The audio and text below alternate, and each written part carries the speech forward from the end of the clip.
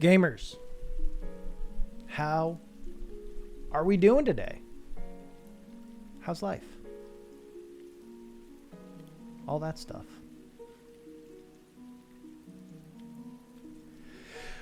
How's everyone doing? Howdy, folks. Hello, howdy, howdy. Doing quite well myself. About to go to work. Hey, man. Hello. Hello. Yo. Hey, Frank. What a beautiful night. Still afternoon for some of us, but glad it's a beautiful night for you. Ideo. Hiya. I need to change this music. This is not the vibe. This ain't the vibe. It's a good song. Frick, you ever close something you didn't mean to close?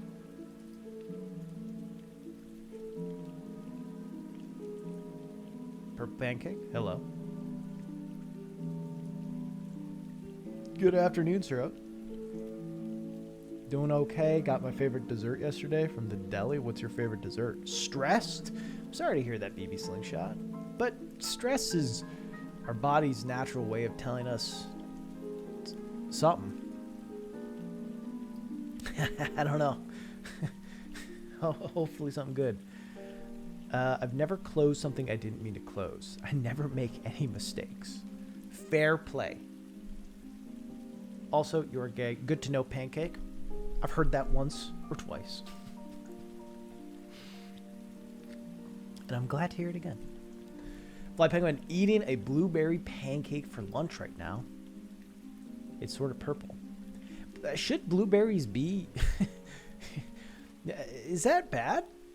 I don't think it's supposed to be like that. I don't think that's right. You may want to get a refund. All right, we'll listen to this song and then we'll change it to Zelda in Chill, which I know you're like, this is chill Zelda music, but it's different. It's different.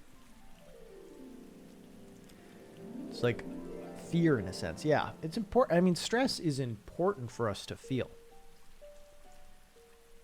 It is. It's an important thing to feel. Hopefully we can limit how much stress we feel. But I think if you never feel any stress, it's probably a bad thing. You're saying blueberries are purple. Are they? Been listening to Ed, and Eddie theme for the past hour. Yeah, click off it. Click off it. Listen to something else. What? Why? Why are you doing that?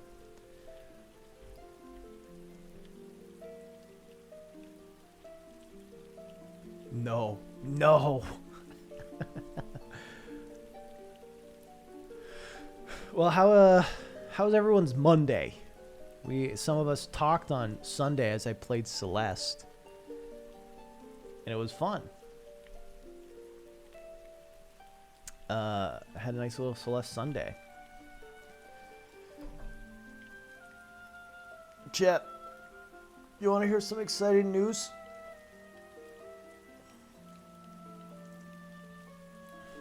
You Once Upon a Roll fans want to hear some exciting news, but not that exciting? But exciting.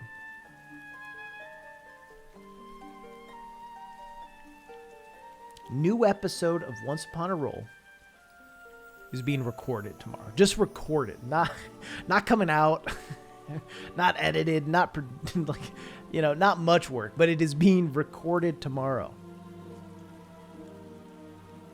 And another one will be recorded on Monday. So it's coming. It'll be coming. The series is working on its return. I'm excited. I haven't played D&D for a minute. I think I last played in February. Ran a session for one of my campaigns. So it's been a minute. So I'll probably be bad. But that's okay.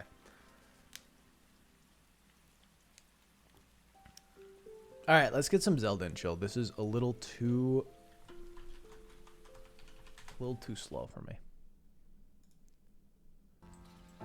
Heard of the RPG Everyone is John? I have. Some people mentioned it to me. Because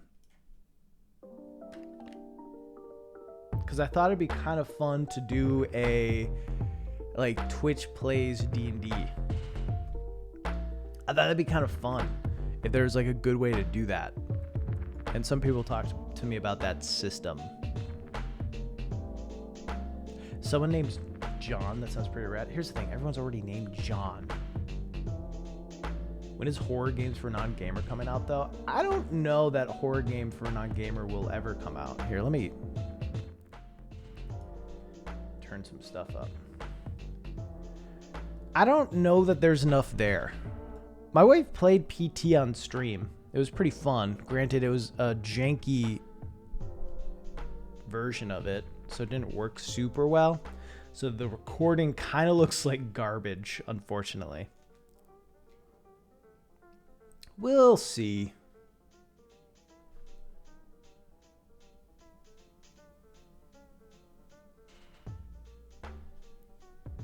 When's the next video coming out? I don't fucking know, dude. Chill. This isn't a good bit you have. It's a bad bit.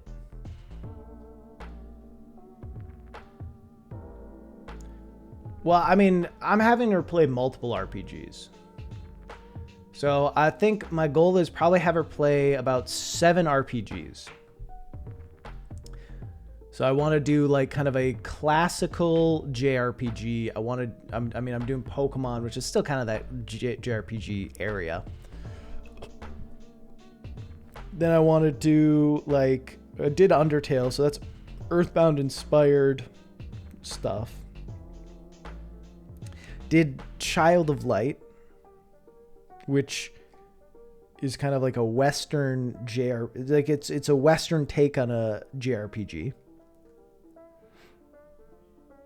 And then I have some other ones I'm still trying to decide on. I think my plan is to have her play both Final Fantasy VII and the Final Fantasy VII Remake. Just play the intros of both games and see how she feels about each of them. I mean, the reality is she will not like the original because it's old looking. But you should have her play the Mario and Luigi RPG games. Not that those are bad. They're good. But I feel like stuff in Child of Light probably covers most of the stuff that would happen in that. Although I don't know that I've had her play one that has a like interactive combat system in terms of like press A while you hit an enemy. Granted, I don't know how much that would really add to it. Chat, that reminds me. If you haven't played Child of Light, you owe it to yourself to play Child of Light. I think it is one of the best RPGs I've ever played. I'm watching my wife replay that game. It has the best combat system, one of the best combat systems I've ever seen. It's like a RPG, a side-scrolling RPG.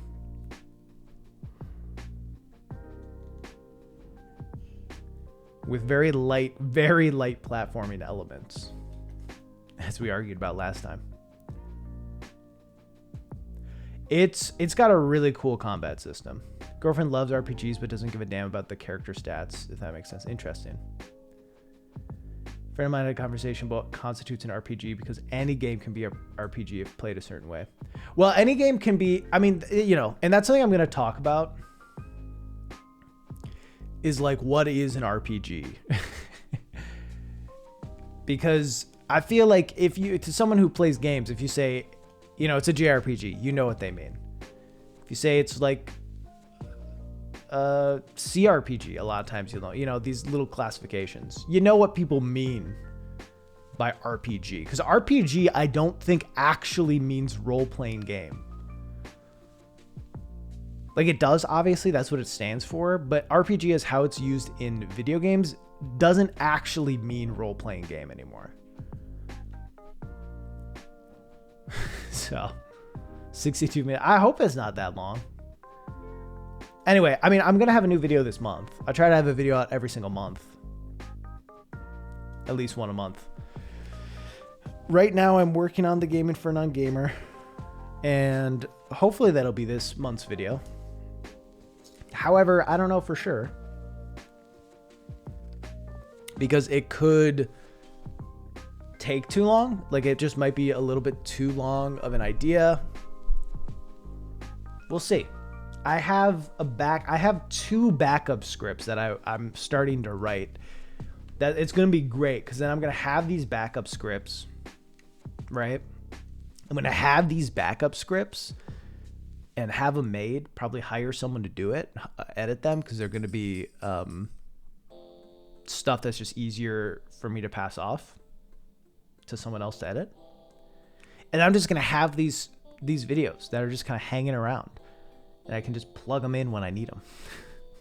It'll be great. It'll be great. And one of them is going to be my indie game recommendation. Thank you for the Prime. I have a question. Oh, wait. Let me answer Erm's question. Have you played Disco Elysium yet? Also, your most recent video made me cry. Hit me pretty. Yeah, I'm glad you enjoyed the video. Thank you. I have not played Disco Elysium yet. It is on my list. It's on my list. It, pretty much. Sorry. It's on my list for sure.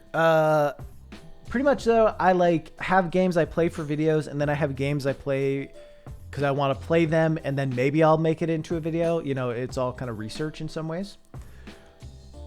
Hey, Lucky Archer. So currently my like game that I'm playing on my own is Crosscode. And I'm getting close to the end of Crosscode. I'm stuck on a fucking boss that's so hard and I'm so bad. But yeah.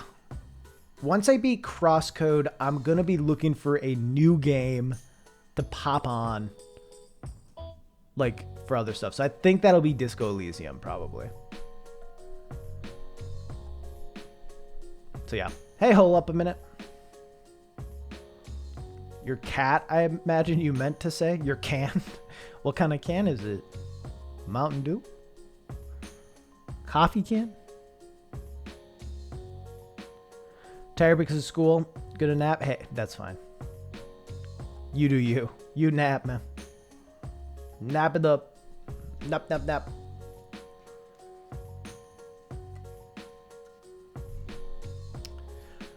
Anyway, when is the Zelda 2 vid though? Well, let me direct you to something real quick.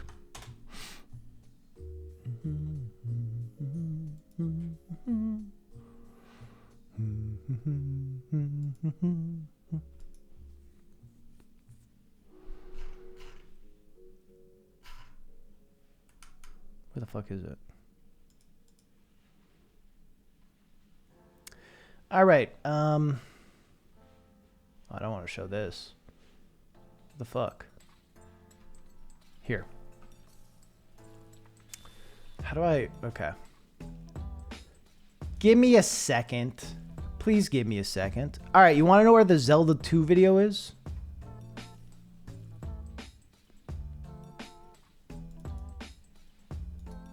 You want to know where the Zelda 2 video is? It's behind a paywall, baby. Give me money and I'll make it. Come on, motherfuckers. Put your money where your mouth is, dude. Anyway, I don't know. Look, I'll probably make it even if I never hit 500. Chances are I'll make it anyway. I just don't know when. Because it's the sort of thing that I don't think will do super well on my channel. So it's kind of got to be a longer back burner project.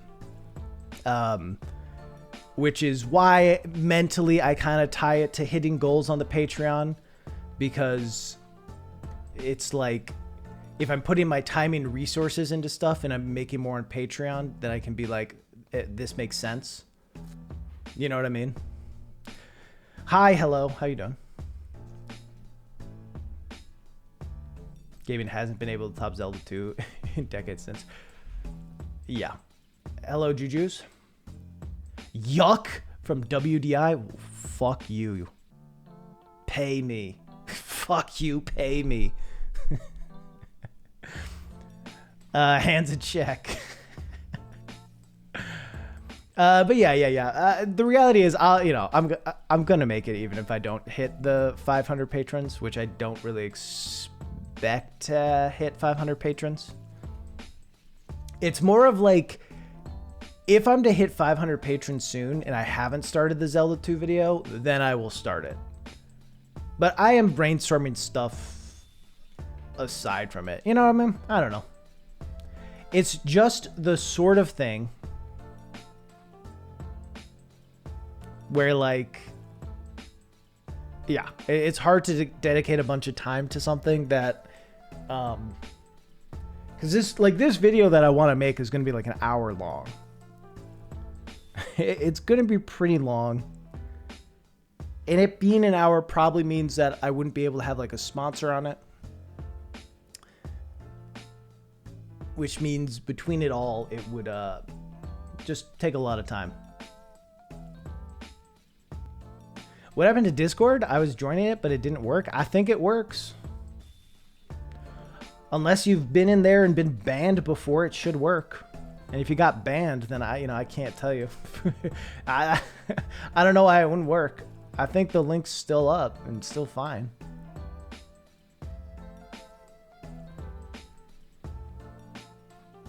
What's a game that was the most difficult for you to decide whether it was good or bad? Thanks for the hydrate. That's a good question. Probably Skyrim. Genuinely, I think Skyrim's the answer. And in fairness, I don't even really want to say Skyrim is objectively bad or bad fully. I think there's a lot of good to it, and it obviously has influenced games in all sorts of ways, both positively and negatively.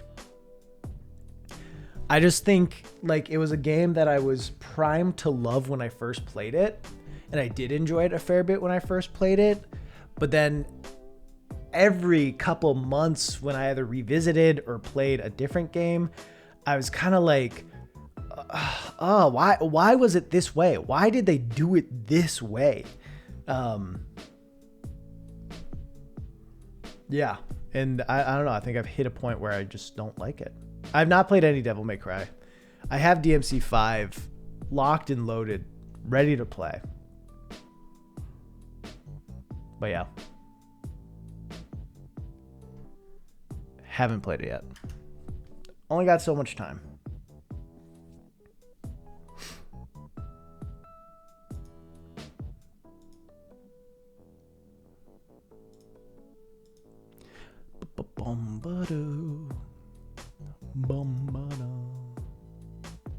Do you think that Zelda, or I don't know what that is. What is that? Zelda Ura?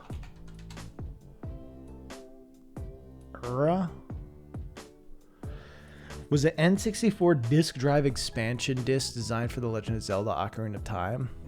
I don't know. Don't know anything about it. It looks kind of cool.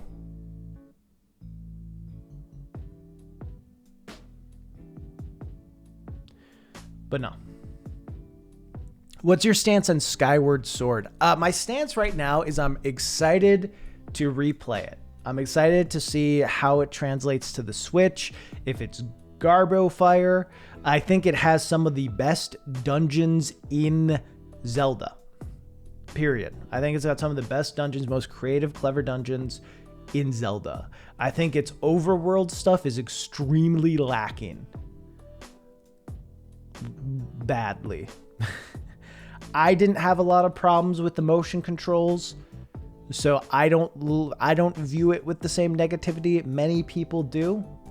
But at the same time, I think from looking at it from a analytical standpoint, it's like if a large part of the player base had like massive failures, like shit only worked like 80% of the time, that's a huge problem.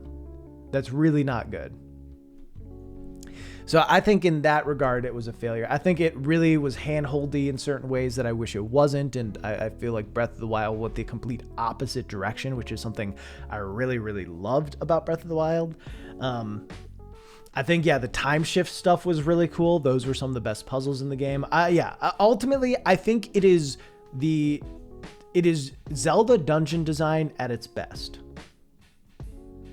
It's kind of funny that the things that people are disappointed about in Skyward Sword were addressed in Breath of the Wild, and then the things that people were disappointed about in Breath of the Wild, namely being the dungeons, were done to near perfection in Skyward Sword. So I don't know. I like Skyward Sword. I had a good experience playing it. As time went on and I revisited it some and looked at some more analytical views of it, I saw a lot of its flaws. But I don't think it's a bad game by any means. And hopefully with it being on Switch and hopefully there being less failures with the motion controls, and I have no idea if like that stick control thing for the sword will be good. I hope it is. It looks weird, but I hope it works.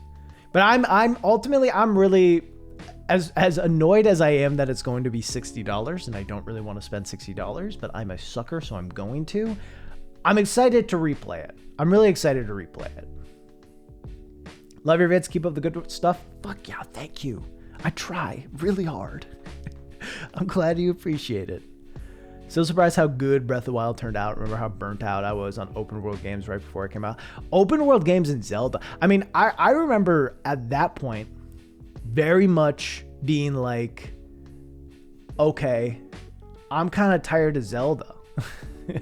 Like I was like, I didn't dislike Skyward Sword, but a few years had gone by since I played it, and just like all the discourse around Zelda was really, really negative. And I think part of it was I was realizing like, okay, I didn't mind Skyward Sword, but if this is the direction they took Skyward Sword, like the next game's going to be even more like, hey, wait, I'm Fi. So yeah, I was worried. Pre-YouTube days when I played Skyward Sword, yeah. Can't wait for Ghirahim to lick me. Fair play. Yeah, the fees. So Yeah, I'll talk about it in a bit. Fee was almost a good character, but just kind of out of place. And just took up so much damn time. Just got my Switch and Breath of the Wild, and it's the shit. Yeah, Breath of the Wild's frickin' pog. All right, chat, I have a question for you. I'm starting to prep this idea for a back burner video to have at any point. That's going to be like indie games you should play. You know, the classic thing that YouTubers do at some point. The heavy-eyed Mitchell Kramer style. I want to do kind of not like super obscure indie games. The space I'm looking for is games that people either maybe haven't heard of, but more likely that they have heard of, but for whatever reason haven't gotten because they haven't had enough of a push of someone saying that they're great. Should I put Outer Wilds on it? That's the question. I've asked Pine already, and he said yes. But I'm asking you now, chat. Should I put Outer Wilds on that list? Because I looked up the sales, and the Steam sales are like under 500,000. And I have no idea what the Epic sales are.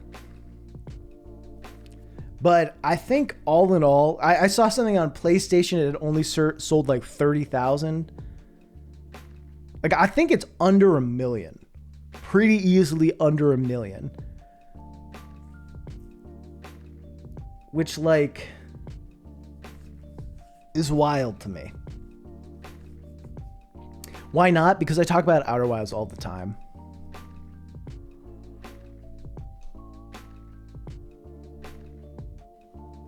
Outside of this. Yeah, so that's my thought is like what normies who maybe didn't watch like my Outer Wilds video would watch it and get it. And I also think like I don't necessarily like I talk about it really positively in my games you can't replay video, but I don't like outright say, look, play it. You know what I mean? And I think there could be value in making a whole thing of being like, hey, if you're on the fence, these are some reasons to play it. Fine. Yeah, well, okay, so I'll tell you my bit that I was thinking of writing. It was going to be like, yeah, so these games are trying to be ones that you probably haven't played, that maybe you've heard of but probably haven't played. So the big hitters like Undertale, Hades, Shovel Knight, Hollow Knight, and Outer Wilds. Wait, sorry, I already fucked up the line. So it won't be including the heavy hitters that have sold millions of copies like Hollow Knight, Shovel Knight, Undertale, Hades, Outer Wilds, and then it'll do like the, you know, Outer Wilds? And then I'll look up and see that no one fucking played Outer Wilds, and then I'll jump into the Outer Wilds section. That's my bit. That's my bit that I've just poorly explained on stream. It'll be good in the video, I promise. I promise it'll be good in the video. Celeste has low user reviews.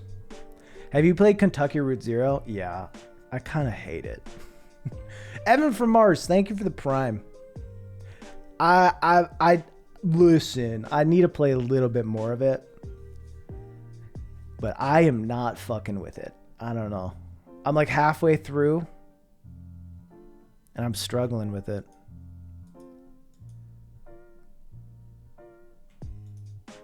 I don't know.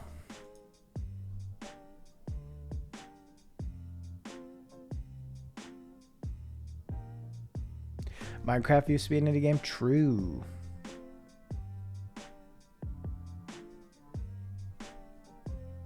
They don't like Celeste because of the difficulty? Well, I mean, are you talking about like Metacritic or are you talking about Steam?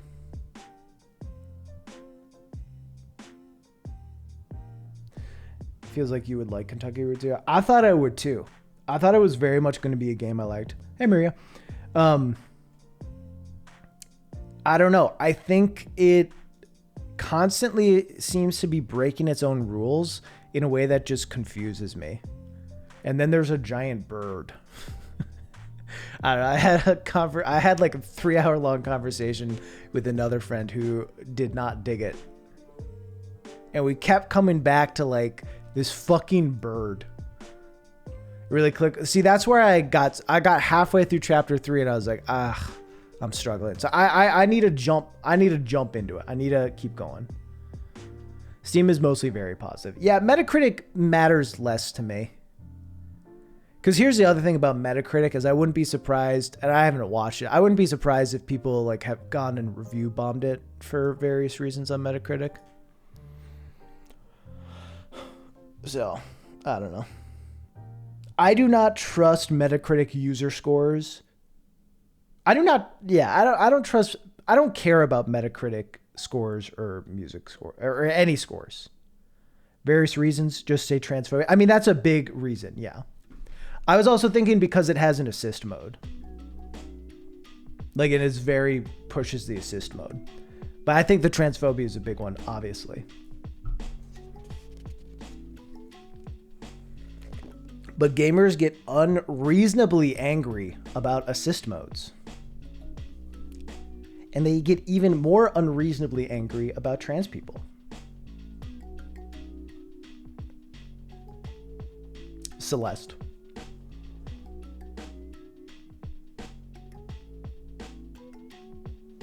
So I don't know. The Metacritic stuff, I have no idea what it used to be or was near like release. But yeah, I don't give a fuck about Metacritic shit. I think Steam reviews are going to be a way better way to measure it because like it's just people say like, yes, I recommend it or yes, I don't, or no, I don't recommend it. And that's how it's balanced instead of like this weird 1 out of 10 system.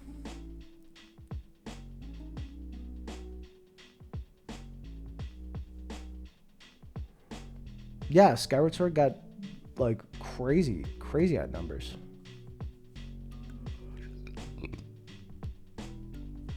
The creator of Celeste is trans, BB Slingshot, and has mentioned kind of post game that they realized that the main character Madeline also was trans without them really knowing necessarily while developing, but it was very much a reflection of them. So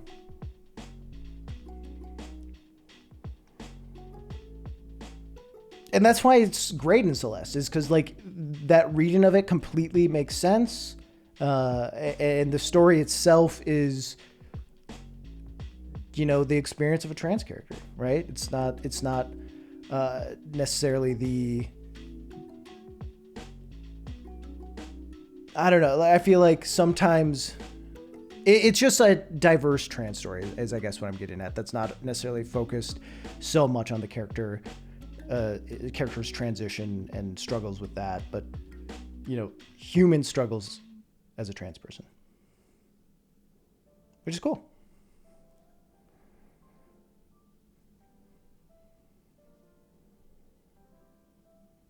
Well, it's not even that it matters about it being overt. Like, I think it's fine if it's overt,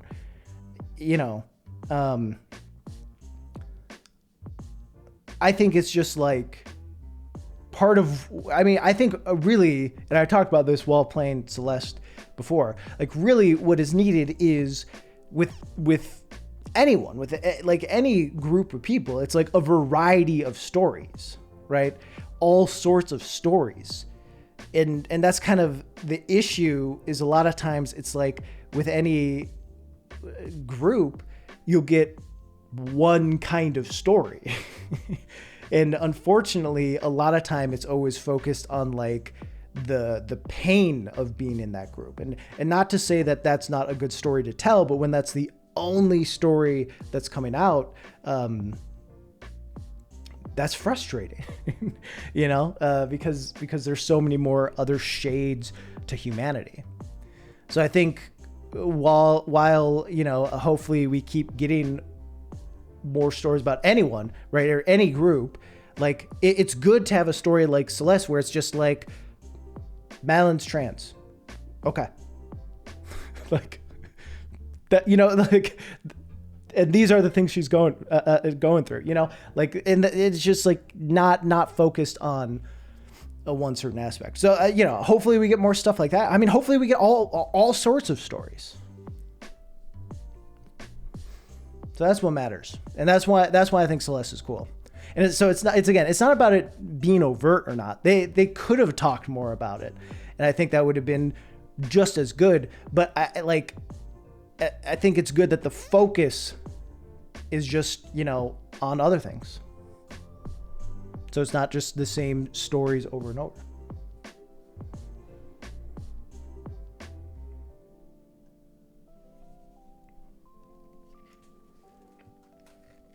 It's pretty highly viewed and also learning more about your own identity. Yep. People don't just want stories about their suffering. Trans people want cool fantasy stories and horror stories where the protagonist just happens to be trans. Yeah.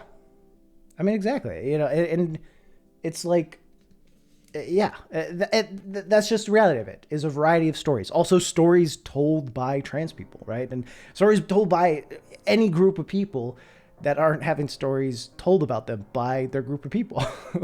You know, that's what we need more of. And that's, you know, hopefully what we'll get more of.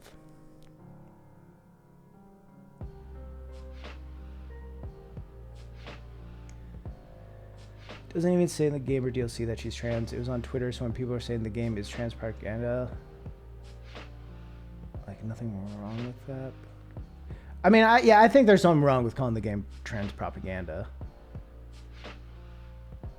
Yeah, I would challenge that.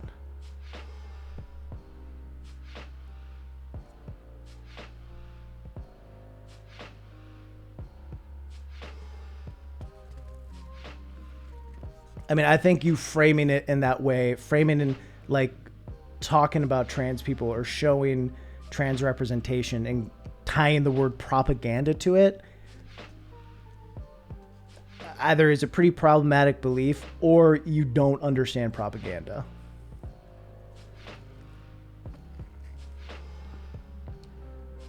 Universal human experience of overcoming your own struggles. And that's what's great about it, right? Is because it's a universal experience of overcoming your own struggles. Someone plays it, you know, researches stuff, you know, learns about the development of it, of Maddie Thorson, and is like, oh, yeah, I relate to this person on a very human level, and this character is trans. And that's a good thing. You know, that's a good way to connect.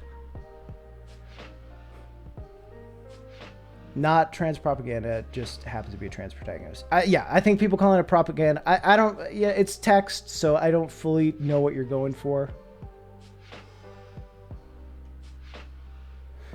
I'd say there's something wrong with accusing it of propaganda. I was saying that even if it was propaganda, that'd be fine.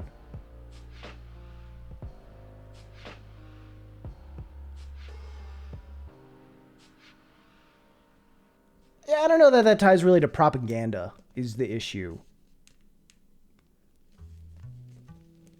What? Yeah.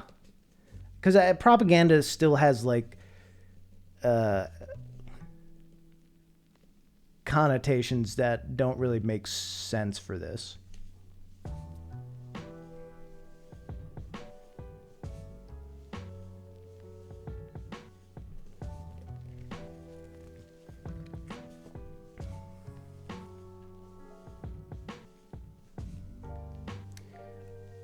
Yeah, suck at weird things, but ain't propaganda. Yeah, it wouldn't be propaganda. I mean, propaganda would be like, I mean, I can only think of ways that negative propaganda would realistically happen about trans people, which happens, you know, we get that all the time. You know, all bathroom talk, like, that is propaganda, but it's, you know, propaganda. Trans propaganda is always propaganda against trans people.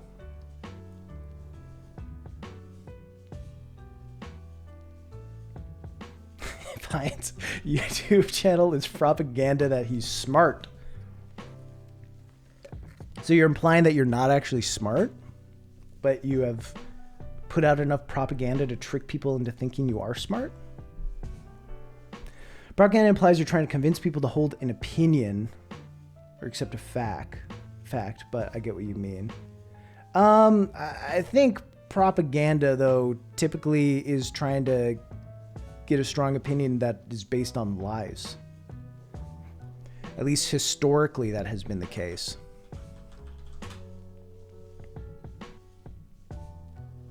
Information, especially of a biased or misleading nature, used to promote or publicize a particular political cause or point of view. So I don't think having a trans character or saying that, you know, trans people exist is propaganda.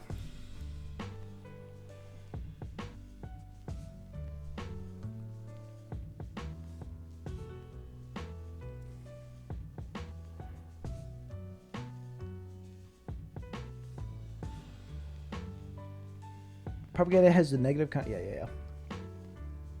Rasputin is a paper bag. Propaganda confirmed. Chat, we gotta go. We really gotta learn what propaganda. Purple Pancake says trans people exist and are good is clearly propaganda. I actually exist, y'all. I've been trying to the whole time. Sarcasm.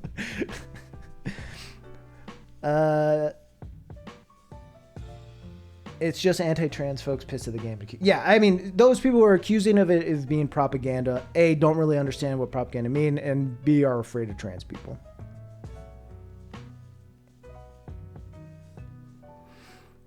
New rule, nobody say propaganda ever again. Fair. Fair, and I'm fine with that. Gaslighting is getting out. Gaslighting is definitely getting a little out of hand. The internet has ruined gaslighting quick. I have not played Sundered. It looks pretty cool, though.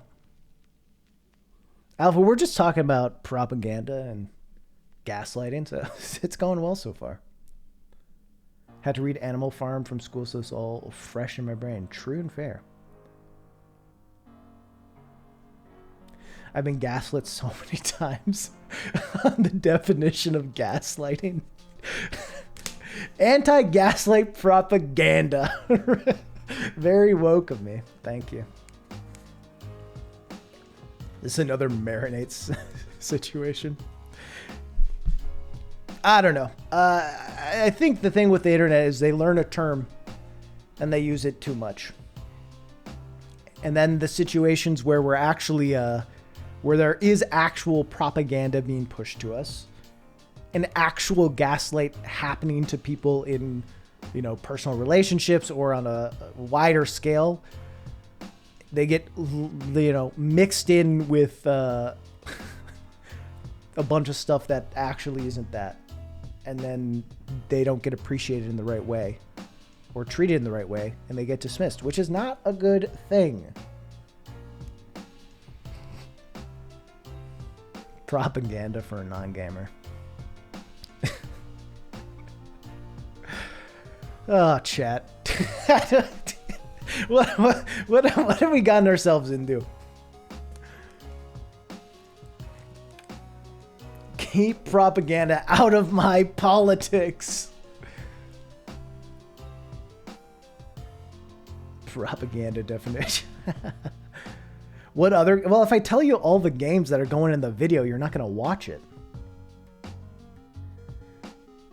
This has all been a long old script for me. Yep. In 2013, I wrote a script about how... It was a prediction script of the terms propaganda and gaslighting and how by 2021 they would be completely separated from their original meaning and intent. And people would misuse them all the time in ways that were harmful and tried to delegitimize legitimate things. I was quite ahead of my time.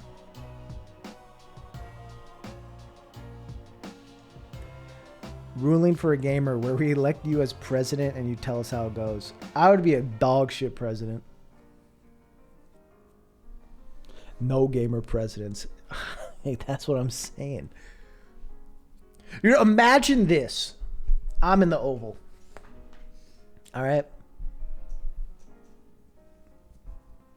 I'm on the Oval. In the Oval. Someone knocks my door, opens it. Fucking playing Outer Wilds. Is that what you want as president?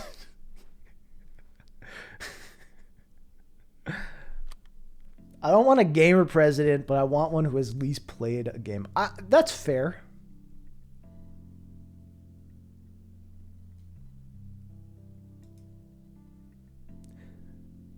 Open your eyes, sheeple. Imagine a president with a bag over his head. Biden plays Mario Kart, though. AOC plays League. And Among Us, the biggest game of all time, Among Us. So, I think AOC's probably played the right amount of games. I think AOC's played the right amount of games for me to be comfortable with that. I don't know if she considers herself a gamer. I don't think so, but has played the right, has enough understanding of games for me to feel comfortable while not being a gamer. AOC kind of cringe. AOC's a politician, so of course she's kind of cringe. But as far as politicians go, she's less cringe than 99% of them.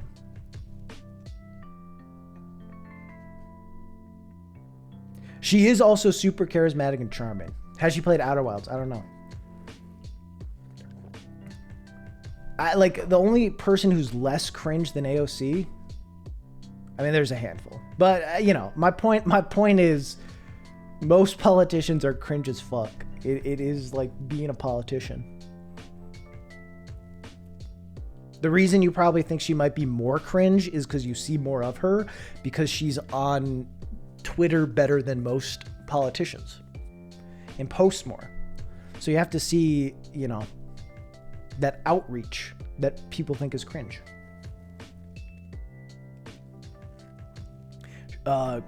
Kristen, I don't even know how to say her name, but she's the thumbs down girl. That was really rude. The thumbs down lady.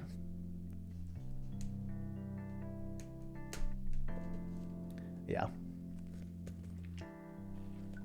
All right, people tuned in to watch me read my old script out here talking politics. The epic girl boss politician. Barron Trump's gonna be the first gamer president. Fuck. Sweetie, that's a thumbs down from me. Politics stream. Finally. I don't think I'm attractive enough to talk about politics. I feel like you have to be at least 50% as attractive as Hassan to talk politics. Maybe I get 30. But I'm definitely not half as attractive. Not even close. Rasputin confirmed BreadTube. I mean, BreadTube now seems to be anyone who's not a centrist or who. So I don't know. There's some people that I've seen getting included in BreadTube that I'm like, what? Hey, Togama, how you doing? My day's going all right.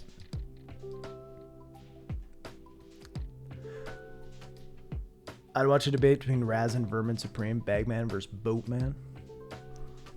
Has PBG been included in BreadTube?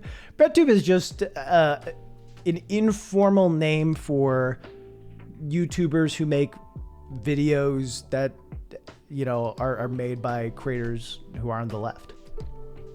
And usually have some sort of political messaging. Not messaging, that's the wrong way to put it. But usually, you know, will put their view on certain issues in their videos. But also when you think about it, like the origins of BreadTube were like Lindsay Ellis, you know, like Jenny Nicholson and H-Bomb. And granted, H-Bomb did a lot more political stuff probably than the others. But it was more of like, here's a media criticism and there's some leftist views in there. But I wouldn't even say it's like political channels necessarily. I don't know. You know none of those people? I don't know. Then watch better YouTubers, I guess. Stop watching me. But anyway, now BreadTube is like everyone who's on the left. Raz is the second political channel I follow now. The first being Hassan. It's a reference to some book. Does someone know more than me? Some about a book about bread that was about like communism or something. So it became kind of a joke.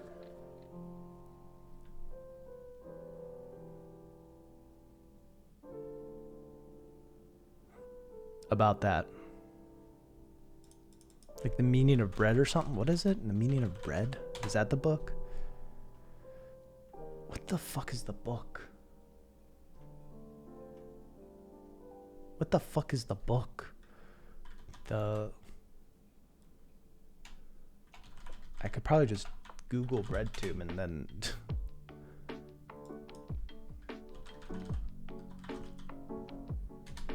BreadTube's a fucking joke. Yeah, I mean, BreadTube is nothing.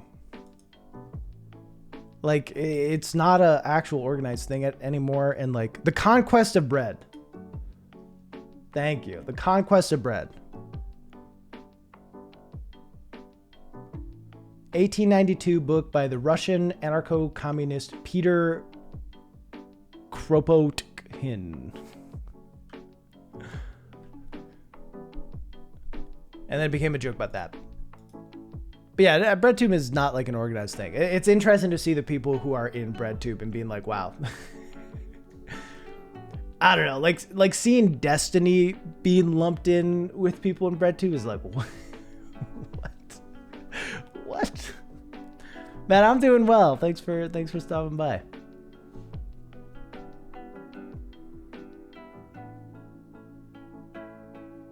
H-Bomb's had some really wild political views across the years. I haven't followed enough his political views.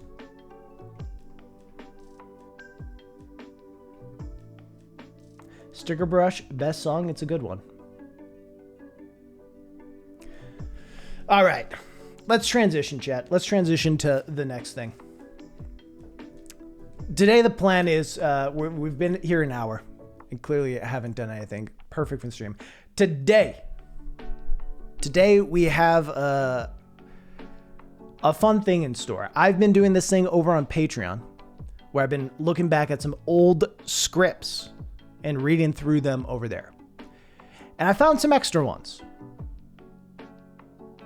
I'm not going to read the ones that I posted on Patreon just because, you got to pay for that shit.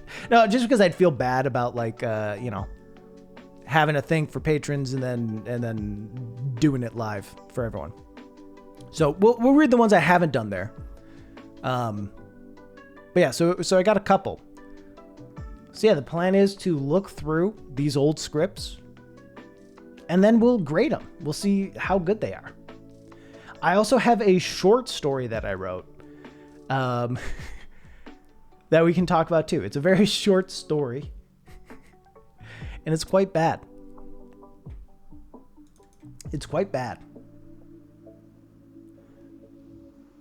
So, yeah, a Raz short story. So yeah, I think the plan will just be to read through all of them. I'll stop and talk about them at different points, and we'll just fucking see how it goes. We'll just see how it goes. What could go wrong?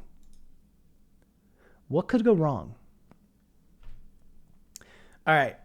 So a little background for this. I used to have a idea for so these three scripts that I have all were before I made my channel. I wrote all of these before I actually settled on what my first video would be. And I had an idea for a series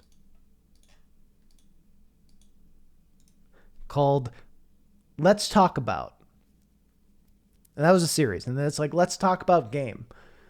Let's talk about subject. That was going to be the frame. Let's talk about it. And that was going to be the series. So these three are from that series. And it's something else. It is something else. Is there a chance we can revive any of these scripts? So I was talking about this on one that I won't be reading, but a different one I wrote I made one about the Zelda companions. And actually, I think there's some good stuff on there.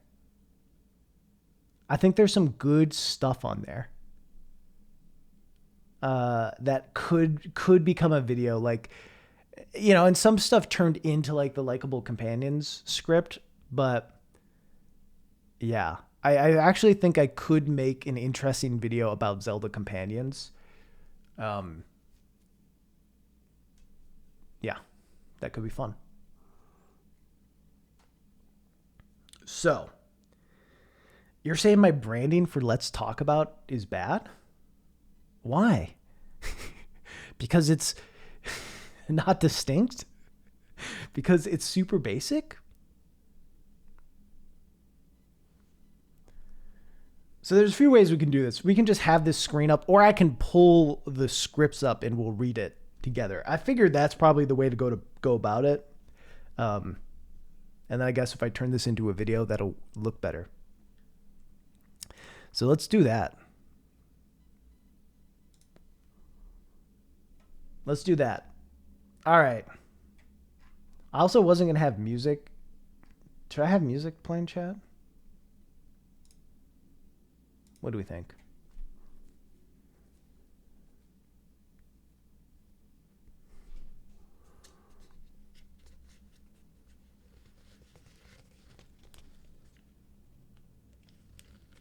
Makes it easier to edit later, if not true.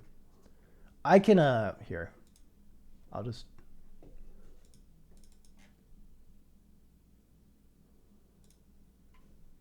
There. I'll just record my audio separately. All right. Super fucking dramatic music.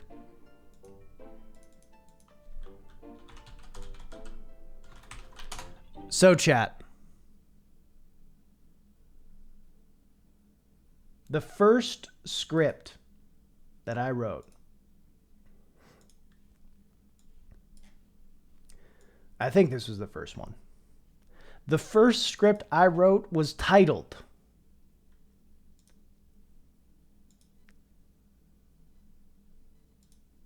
Let's Talk About GoldenEye. Looking over GoldenEye 64.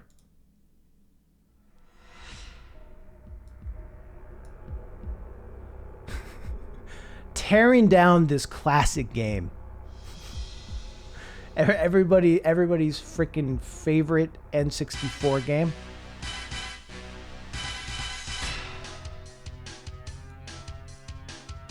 We vibing. No, we haven't got to Kingdom Hearts yet.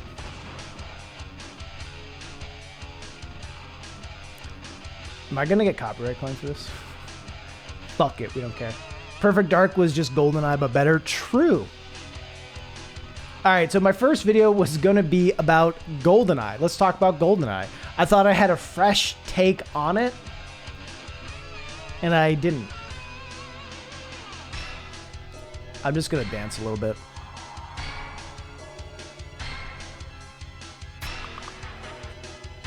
Oh, shit.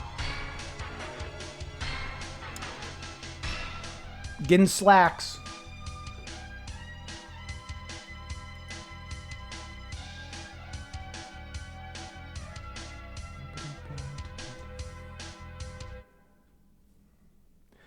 Anyway. Okay. Got it. All right. Gotta pause my notifications. If only I were an actual professional and turned off sound notifications for messages and stuff. But I'm not. All right. So yeah, we're going to read about this GoldenEye take. Should I keep the GoldenEye music playing?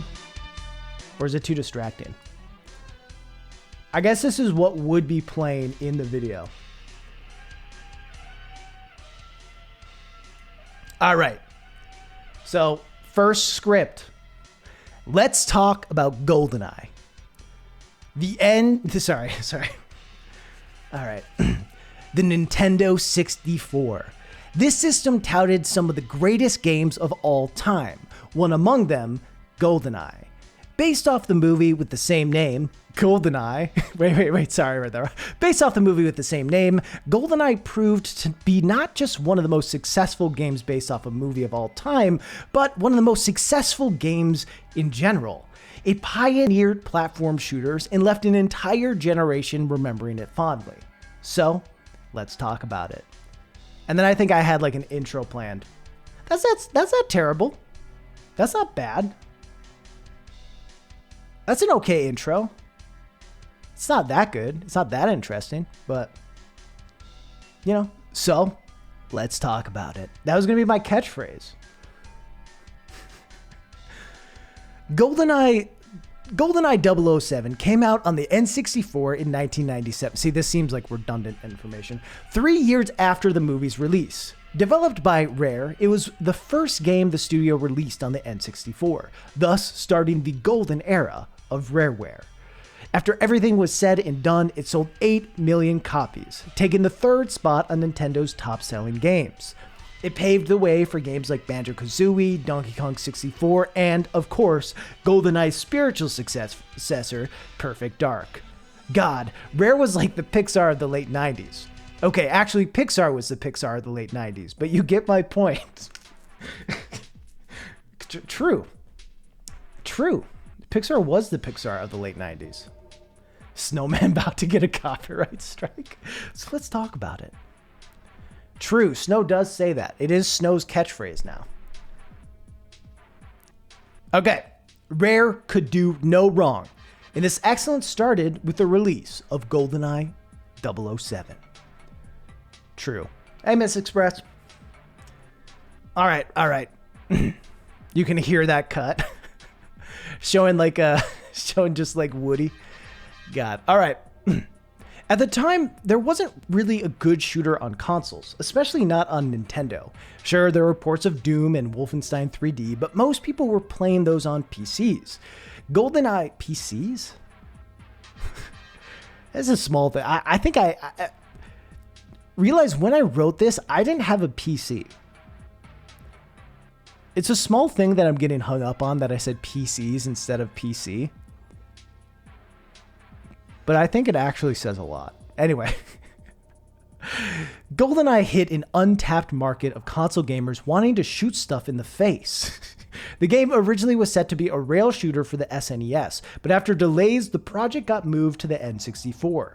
With the new technology, Rare opened the shooter up to be fully controllable first-person shooter. This is definitely, and Pancake said it already, this is just so Wikipedia, it hurts. It's just, okay. Maybe here we get into some more opinion stuff. This game had everything. Stealth, varying damage depending where you shot someone, NPCs that were not that dumb. Okay, they were still pretty bad, but it was an improvement. Above all else, it had robust multiplayer with a handful of maps, all with their own secrets, highly customizable game modes, and cheat codes where you can make your head all big and stuff. With the award system at the end of each game, it let players set out for goals other than just winning. Like hiding and never getting into battle, there's an award for that. Do you like collecting armor? There's an award for that. Are you terrible at the game but don't want anyone to make fun of how terrible you are, so you spend the match killing yourself, saying you weren't trying so you can avoid embarrassment? Well, you're in fucking luck because there's an award for that.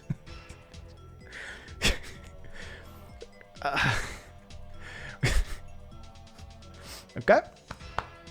What's the point, right? Like, what's the point of any of this? I feel like this whole thing was supposed to be a joke, but it's not funny.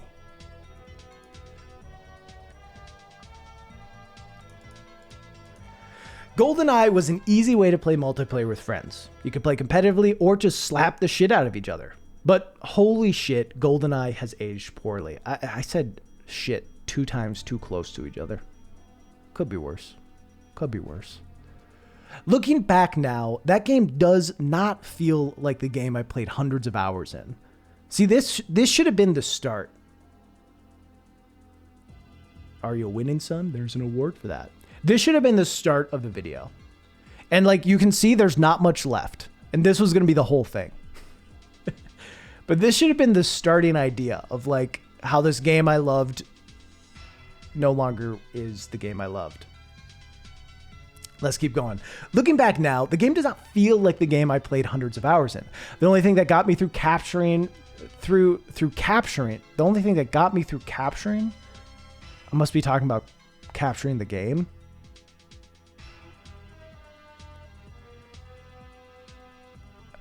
What am I saying? The only thing that got me through, yeah, let's assume it was like filming the game, was the nostalgia factor. And even then, I spent the whole time crying into a tub of ice cream. I spent the whole time just crying into a tub of ice cream. How would I have made this joke funny? That's the thing. I wasn't going to do live action. I wasn't going to show my face. So how would I make this funny? And why is this the joke? Why is this the joke? So I spent the whole time... Wait, let me try to read it. The only thing that got me through capturing this game was the nostalgia factor. And even then, I spent the whole time crying into a tub of ice cream. This music change was not good for this. Okay. The whole time crying into a tub of ice cream. And then it'd be a cut to like... I don't even know what I would have done. I could do it now, yeah, the bag view. It'd be pretty funny now. But I don't think I would have done that because I didn't have a camera. I questioned why I would still play games like Mario 64, Diddy Kong Racing, and Ocarina of Time without wanting to bash the controller against the wall, but not GoldenEye. Narrowed it down to one thing. I narrowed it down to one thing. Call of Duty. Yup, bitch. I mean, Call of Duty is already blamed for just about everything that's wrong with gaming, so why not add this, huh? Yup, bitch. Yup, bitch. All right, so maybe it's unfair to blame COD, but let me explain. The first-person shooter is one of the most popular genres in modern gaming. Between Call of Duty, Halo, Battlefield, and all the rest, shooters have been reinvented, polished, and improved more than any other genre. It's a genre. It's a genre that has been explored and re-explored quite a bit. By now, we expect certain things from shooters, like dual sticks, jumping. How would I... Shooters, dual sticks, comma, jumping. How would I read that? By now, we expect certain things from shooters, dual sticks, jumping. Why not just put... And GoldenEye doesn't have any of that. This is understandable because the game is 15 years old. Hell, the entire game is only 12 megabytes.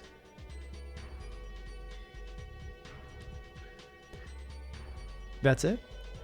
The other games I mentioned haven't been reinvented a million times. Sure, Nintendo releases a new Mario game every year or two, but the 3D platformer has been a dying breed. Getting set in a world with only one direction, collect shit, is nearly extinct in gaming.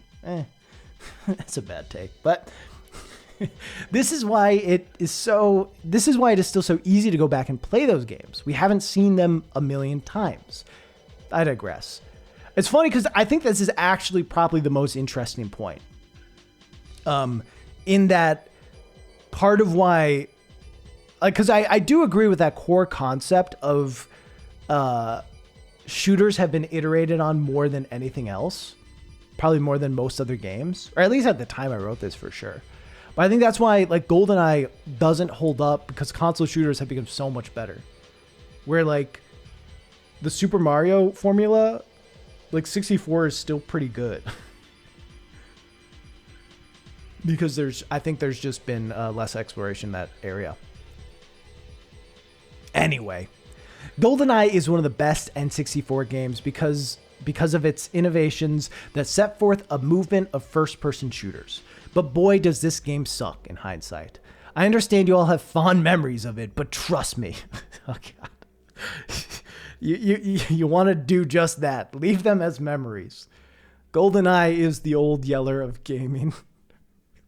She served us well, but now it's time to take her to the back of the shed and put her down. Whoosh! Whooshish! Let's scroll up. Let's get away from that. Jesus! GoldenEye is the old Yeller of gaming. Jesus Christ.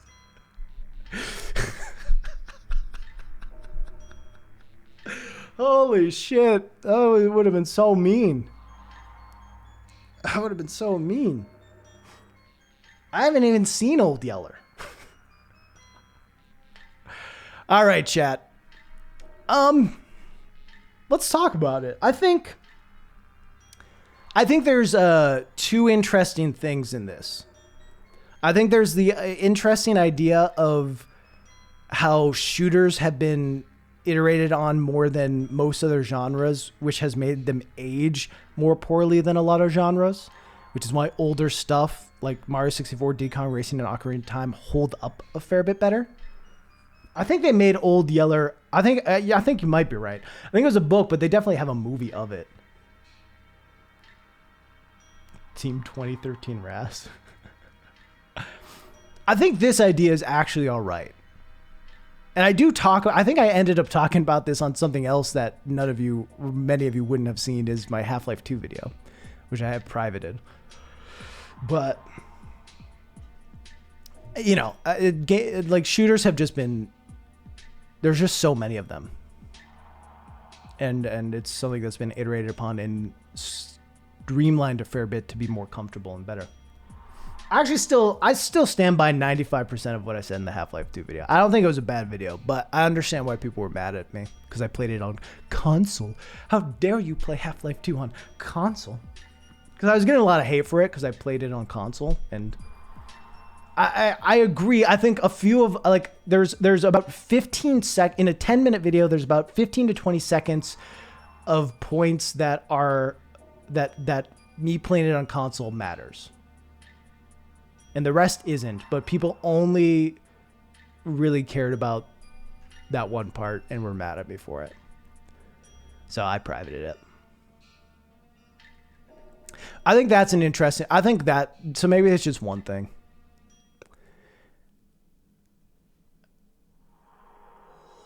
All right, chat. But this is the part that actually matters.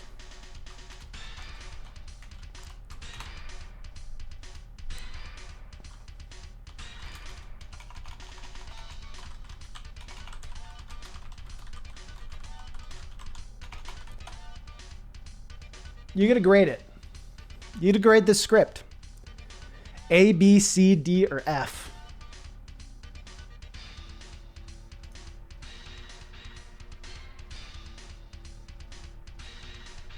Let me know what you think, chat.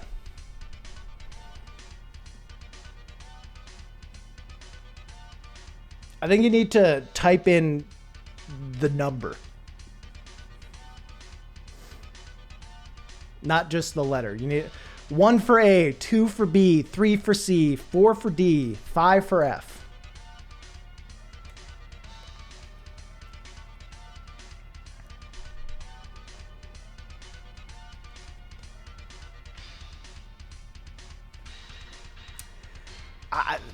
People giving C's being a little generous here. people with the C's are being a little yeah. See. All right. I think with the 2 F's and the tie here, a D. A D is what I'm going to give it. And I think a D is a pretty fair assessment. For 2013 YouTube, I think it's kind of there. I actually don't think this is that bad of a video for a script for 2013 YouTube. This might be a C for 2013 YouTube. Yeah. C minus was basically failed my college. I think a D is a pretty fair score. That's what I'd give it.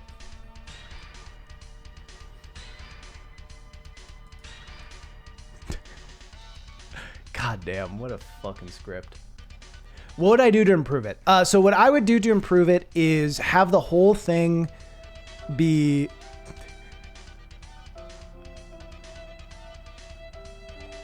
Rip. What I would do to improve it is have the whole thing be based around the part that I said I digress. So it would be less focused on like all this shit and like these dumb basic things that have nothing to do with anything, and be focused all around this idea of why GoldenEye has aged so much worse. And like it would talk about the things I loved about the game. And then probably go, yeah. So it talked about things I loved about the game, why it's aged so much worse, and like how maybe like a conversation about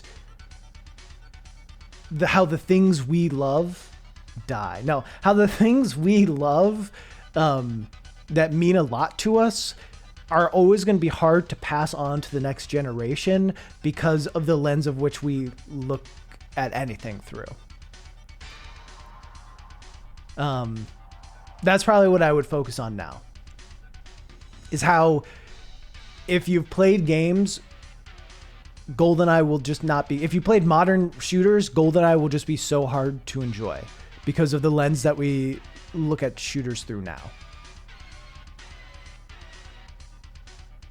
That's probably how I would change it. This would be the section I kind of keep and expand on. Yeah. I mean, I would change like every word in this, but this is the idea I would make it about. Jesus. What a series. All right. I'm going to go take a leak, and then we'll continue with our reading of old scripts. So I'll be right back.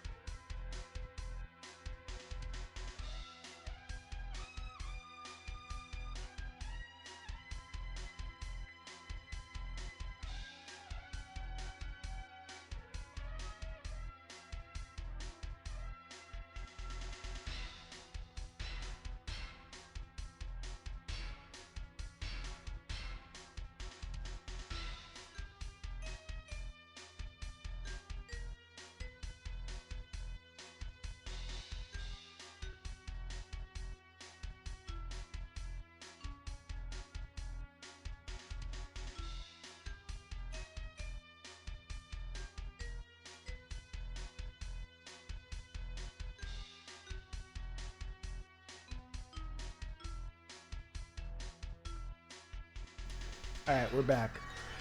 That lifts the whole topic a lot. You need a new title for that? Yeah, I mean, the reality is I wouldn't make a video called Let's Talk About GoldenEye now. You know, because I don't think that's a good idea.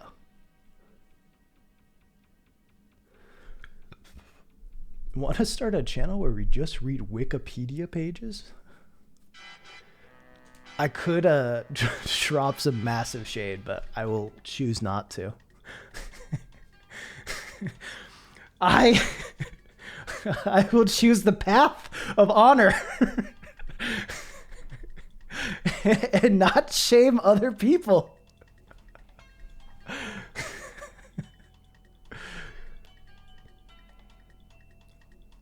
All right, chat, let's jump into the next script.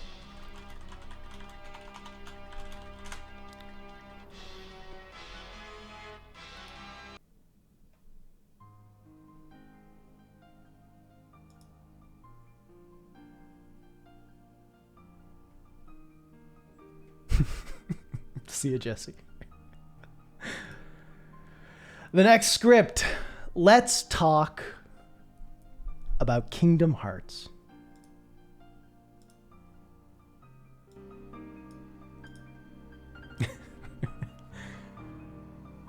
I don't know. So this came out, I guess, right around the time that I played the HD remake. But yeah, so originally this series was going to be kind of short, non-reviews. I did change it by the third one that we'll look into. But yeah, so I did one in Kingdom Hearts and trying to break it down, which I actually do. Like, this is actually something that I do kind of want to make a video on at some point, but we'll talk about it once I get through it. So, do I need more preamble or should we just jump into it? Should I just have Dearly Beloved looping?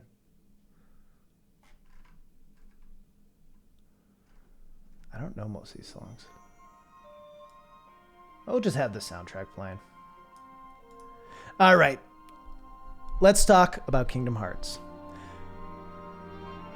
This is a good soundtrack, huh?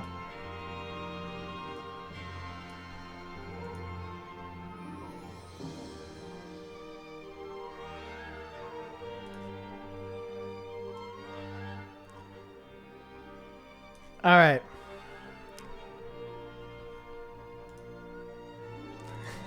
I've been saying, you're not wrong. All right. A few months ago, the HD remake of Kingdom Hearts was released in North America. Me being a longtime fan of Disney, Final Fantasy, and of course, the original game, I saw this as the perfect opportunity to revisit the great adventure.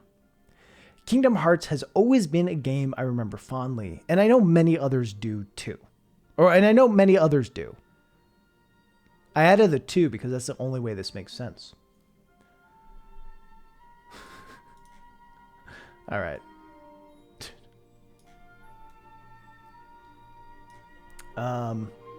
Cool. Then we hit the intro.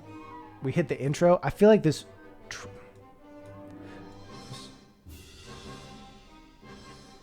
All right. Kingdom Hearts is a mashup between Disney and Final Fantasy, where you play as a boy named Sora, who was separated from his friends as his world was consumed by the Heartless, creature whose hearts were consumed by darkness. Is lore-wise, is any of that actually it? As Sora, you travel with Donald Duck and Goofy between Disney worlds, looking for princesses so you can fill your key in their holes or something. Okay. The presentations of this game is wonderful.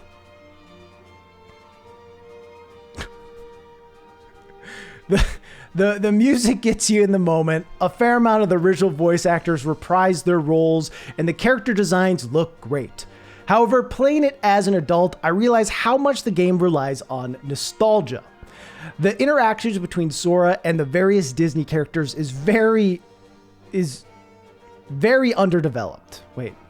The interactions between Sora and the various Disney characters is very underdeveloped. It takes 2 seconds for them to...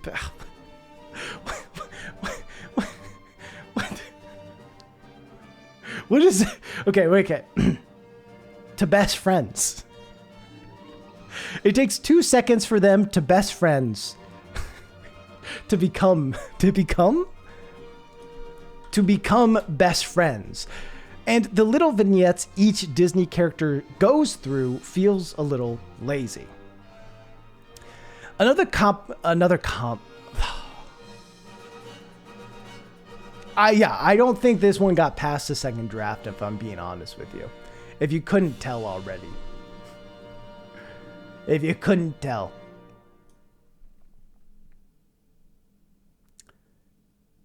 Another complaint is the game is always called a mashup between Disney and Final Fantasy.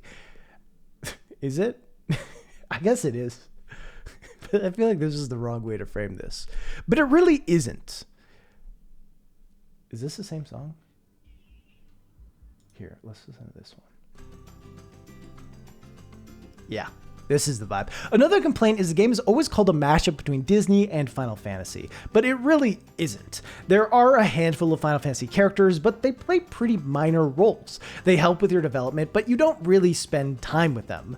Moreover, you don't spend time in any of their worlds. I feel like this is a huge missed opportunity. Imagine how awesome it would have been to relive the opening sequence of FF9 with the Airship Acton Troupe. True, very specific, and no one else would have given a fuck about this, but maybe, something about FF7. Or exploring Midgar before the districts collapse. I was disappointed with how little FF there really was in this game. I think this is actually a good, yeah, you should regret it. I think this is actually a good point, though. That Kingdom Hearts treats itself like that it has FF things, but the Final Fantasy stuff doesn't really matter. The Final Fantasy stuff seems so unimportant in Kingdom Hearts compared to the Disney stuff. And I think as someone who likes Final Fantasy, it'd be cool to have it jump between those as well. Because it's really just like, what, Traverse Town?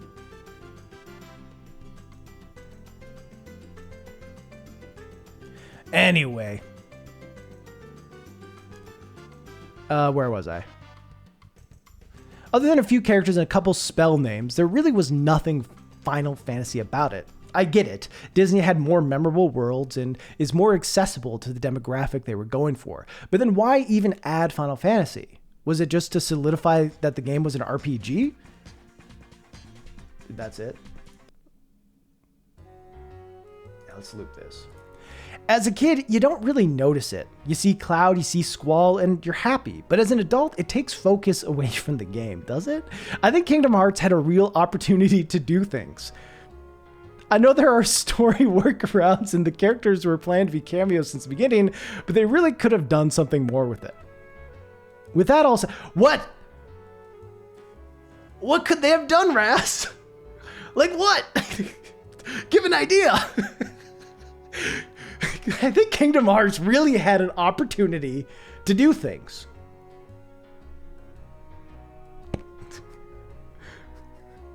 Moving on. What the fuck? Kingdom Hearts really had an opportunity to do things, guys. Let me tell you, it could have done things. There were things it could have done. Things it could have done. Jesus. Great. Obviously, I should have talked about anything that it could have done. I guess I talk about it up here, right? Like I say the missed opportunity, and then I said it really had an opportunity to do things, but I feel like this treats it like I should expand it way more than I do up here. So it feels weird. With that all said, replaying the game was a real pleasure. I couldn't help but have a stupid smile on my face the entire time I was playing. The gameplay was still fun, exploring the worlds still intrigued me, and despite the stories being weak, I loved meeting up with all my favorite Disney friends. I often feel that Kingdom Hearts is a great game in spite of itself. Part of why this game is so special is the concept. Disney allowing its characters to be used in a non-canon setting seems impossible, but Kingdom Hearts made it possible.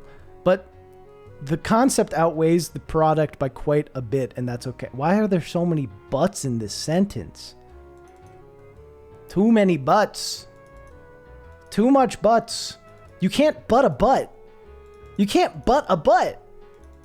Why? Why? You can't butt a butt.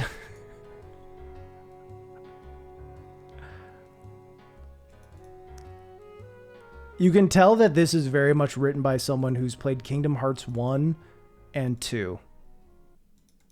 You can tell this is written by someone who's played Kingdom Hearts 1 twice and 2 once.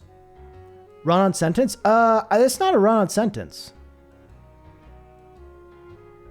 It's just a bad sentence. And too long of a sentence.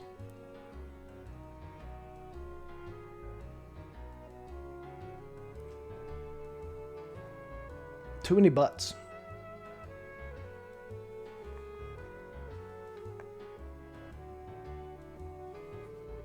It was a big task to overtake, and trying to connect each of the Disney stories to fit theirs was conflicting. True. You lose a lot of life in each of the stories. What does that mean? Like a lot of life of the story? They try... Yeah, that's a bad way to frame it. I mean, what a bad way to frame it. They try to have it follow the original stories as best they can, but it ends up feeling like a muddled mess. I felt that it'd be better if it took place at the end of these Disney stories after the Ever After, or at least not abandoning what we remember from the movies. I actually agree with that. I agree with that idea. That was one of the problems I had with the first one, is like, it's just these such like shortened, forced things that try to tie the original conflict. But if they weren't so trying to adhere so much to the original story, they could have been way more creative. I agree with my past self. Granted that, I mean, noting that I've mostly disagreed with my past self, I think it's notable. Kingdom Hearts is a game. Kingdom Hearts is a game I will always care about. I've played it before, and I will play it again, but it's far from perfect. The thing Kingdom Hearts does better than any video game is prey on your nostalgia. Prey on your nostalgia. Between the game itself, the Disney characters, and Final Fantasy characters, it's hard not to relate it all into this one package. Relate it all? It's hard not to relate it all. What does this mean? What does this mean? I have not played it again, man. I have not played it again since writing this. But I should. I said I would, so I must. It's hard not to relate it all into this one package. It's just hard not to relate it all into this one package. Maybe I'm saying it's hard not to relate to something in this package. I don't know. I mean, this ultimately was a first draft, so it is what it is. What would I do to make it better? I mean, I have a whole idea of like connecting to the emotion of a thing rather than the story of a thing. Or like, yeah. And it's kind of like how I think certain stories are pretty messy and maybe a little cheesy and don't make sense. But for whatever reason, it's really easy to connect. Here, this is what I need to have playing while talking about this. For whatever reason, it's really easy to connect to those things. I think Kingdom Hearts is one of those franchises. I think Life is Strange is another one of those franchises where you can like pull back and be like, yeah, this writing's kind of dumb here, or the way the story progresses is a little contrived and feels weird, and it's messy, and sometimes you have no idea why things happen the way they happen or what's really going on. People are Sora, like whatever. But at the heart of it, there's just this like earnest sentimentality. Earnest sentimentality. Is that how you... I'm bad at pronouncing words. And that's hard to ignore. And it's hard not to feel. And I think that's part of why people love the series so much, because it's about important things. It's about friendship. It's about, not giving up on the people you love. It's about all these important ideas. And I think people connect to that and connect to the concept. Snow, thanks for the raid. A fair bit. And I think that's why it's endured. I think that's why the series has endured more than you'd maybe expect it to. So that's probably the direction I'd take things, is,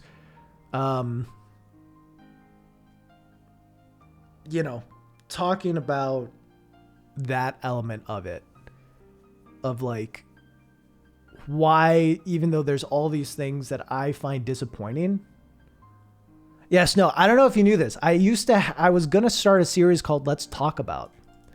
But guess what? It's someone else's catchphrase.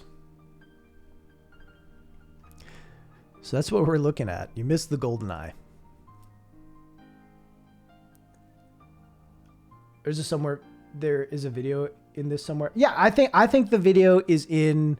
I mean, I think there are a few videos that could be interesting. The one I would make would be about like the idea, kind of this idea of like so many things I'm disappointed with in Kingdom Hearts and that I don't really like about it, but I can't help but feel like this warmth every time I think about it because of the good parts of it that like very few games emulate and very few games have. I think another thing that could be interesting to talk about, I'm sure someone has, is like just a breakdown of why there isn't more Final Fantasy stuff in Kingdom Hearts and how cool it would be if they added Final Fantasy Worlds and like breaking down like what those things could be. That's not a video I would make.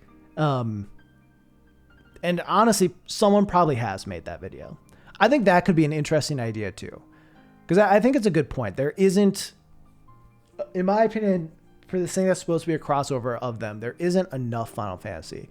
And I think I get why. Because I think they're expecting people playing Kingdom Hearts are more likely on the Disney side of things than the Final Fantasy side of things. But it's like, if you're having this crossover, why not connect them? I just want to make a video on Kingdom Hearts levels that aren't the Disney ones. Yeah, do it. Do it. The extent. Yeah, it's interesting, like, what they come up with as like the areas that are just pure Kingdom Hearts. It's cool. Anyway, chat. It's time to grade though.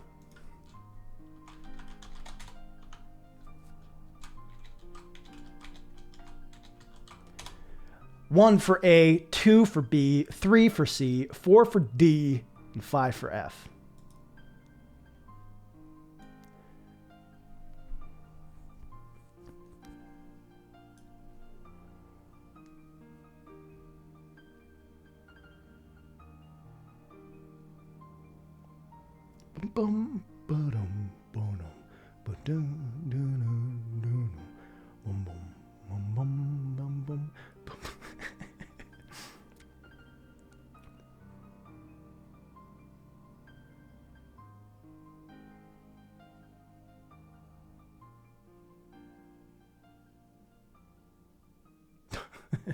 Thanks, Snow.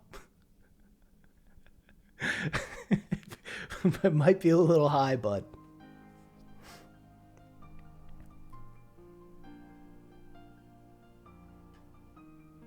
All right, we'll give it 5 seconds.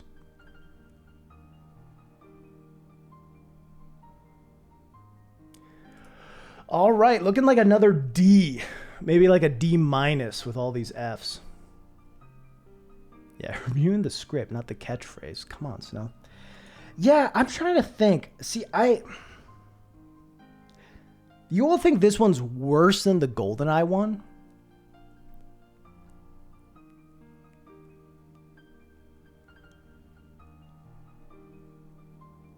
Because I don't know if I agree with that. I want to like re-put the GoldenEye one to F.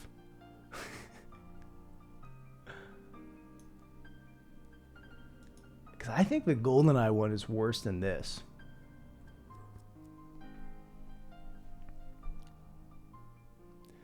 Only because it's Kingdom Hearts, to be honest, is why you gave it an F. I don't know. I mean, I think they're both bad. It's not about are they both bad. This is the point of the stream. But yeah, I don't know. I think there's more here that I'd be interested in making than the GoldenEye one, I guess. But it's not good. The issue is it comes from someone who doesn't have an understanding of Kingdom Hearts, which is okay, but it comes from someone who doesn't have an understanding of Kingdom Hearts, who thinks they have an understanding of Kingdom Hearts, right? Like, I think just the tone of it and the way I talk about it, I seem like I think I understand Kingdom Hearts, and I don't, because I'm such a casual fucking Kingdom Hearts person. But in 2013 when this came out, I thought I like was big into it. I thought I understood it. So I think from that perspective, where like the GoldenEye one did actually seem to have an understanding of GoldenEye. You know, even though there's lots of bad, dumb stuff in it, it did have a bit better understanding. Because this is kind of like, who is this for? Because Kingdom Hearts fans will be like, bro, you don't understand Kingdom Hearts. like you don't understand the series. You haven't played fucking Dream Drop Distance or whatever the fuck. Like, you don't fucking know.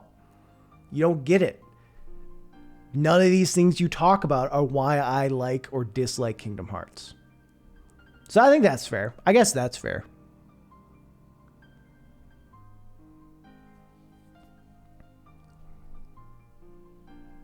What's the best Kingdom Hearts game, chat? If you were to tell someone like, hey, I love Kingdom Hearts, this is what you should play, what would you tell them to play?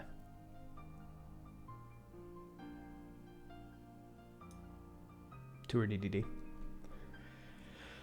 Probably 2. It's been a while since I played 2. I remember just being so confused by 2 because I went in thinking I understood it, but I had missed important story between. But yeah. You ain't played Chain of Memories. Yeah, true. From the perspective of this is written by someone who thinks they understand Kingdom Hearts but doesn't, I would agree with an F. Although I think like the writing in it generally was better than the GoldenEye one. Both bad. Both not good. Actually, this one had a lot of unfinished ideas and sentences. I think Kingdom Hearts had a real opportunity to do things. It really had the opportunity to do things. You know, it has the opportunity to do things. It could have done things. Hey, Taku, just read in some old bad scripts. All right.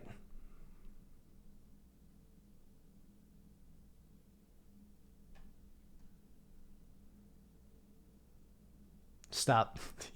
Stop. That's such a 2013 joke. I feel like that's lifted straight out of like 2013 PBG.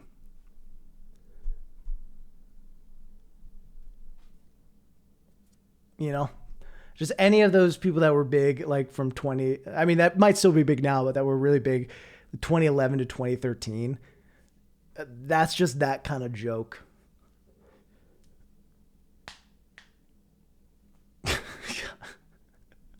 You told me that was an irate gamer line. I assume you're correct. Yeah. Yep.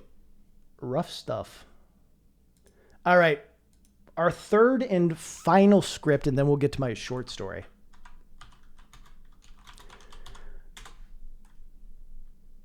I change up the format here, so it's a little different.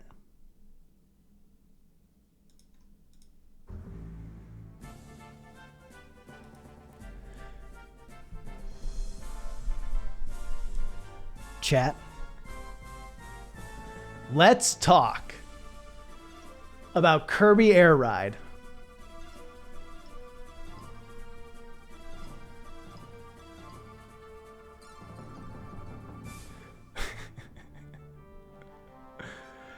All right, so this is when I decided to change up the format because I didn't really like how the other ones were turning out.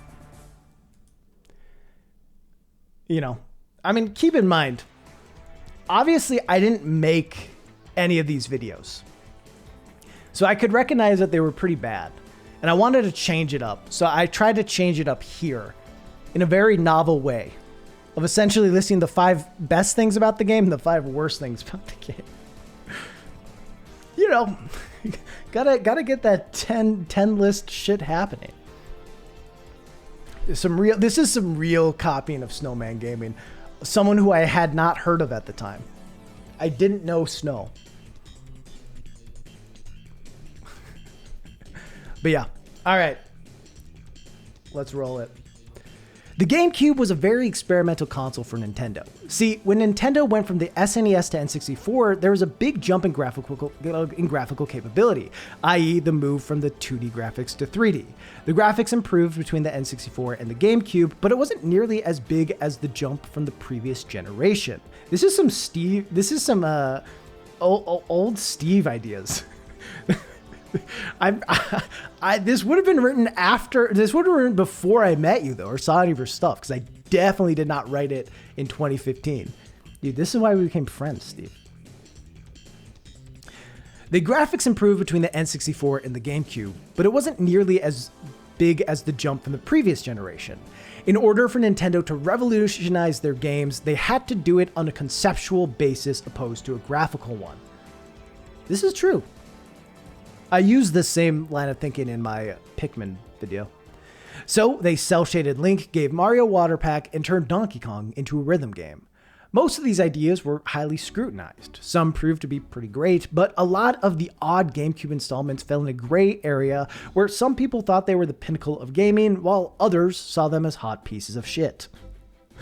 A game that I played a lot, which falls into that category, is Kirby Air Ride. Which category? Or into the category of being both? This is confusingly written, Raz. I think what I'm saying is falls into the category of being highly scrutinized, is what I'm trying to say. But it sounds like I'm saying it falls into the category of being a hot piece of shit. But it's also interesting because I think Kirby Air Ride is pretty universally praised. You know, I think people like Kirby Air Ride. Maybe I'm wrong. And maybe that's just more of a modern thing. It's definitely an experimental game. So I guess it falls in that category. Nintendo and HAL Laboratory decided that the GameCube era would be the perfect opportunity for Kirby to take some time off from platforming and start racing instead. Maybe they thought if he had a fast enough time, he'd qualify for the next Mario Kart game. I don't know. It worked for Diddy Kong. What? What is this joke? No, I think I wrote this before my first video came out. It was either before my first video came out or like around the time my first video came out. It's definitely pre-Shush. So I think this would have been before my first video came out.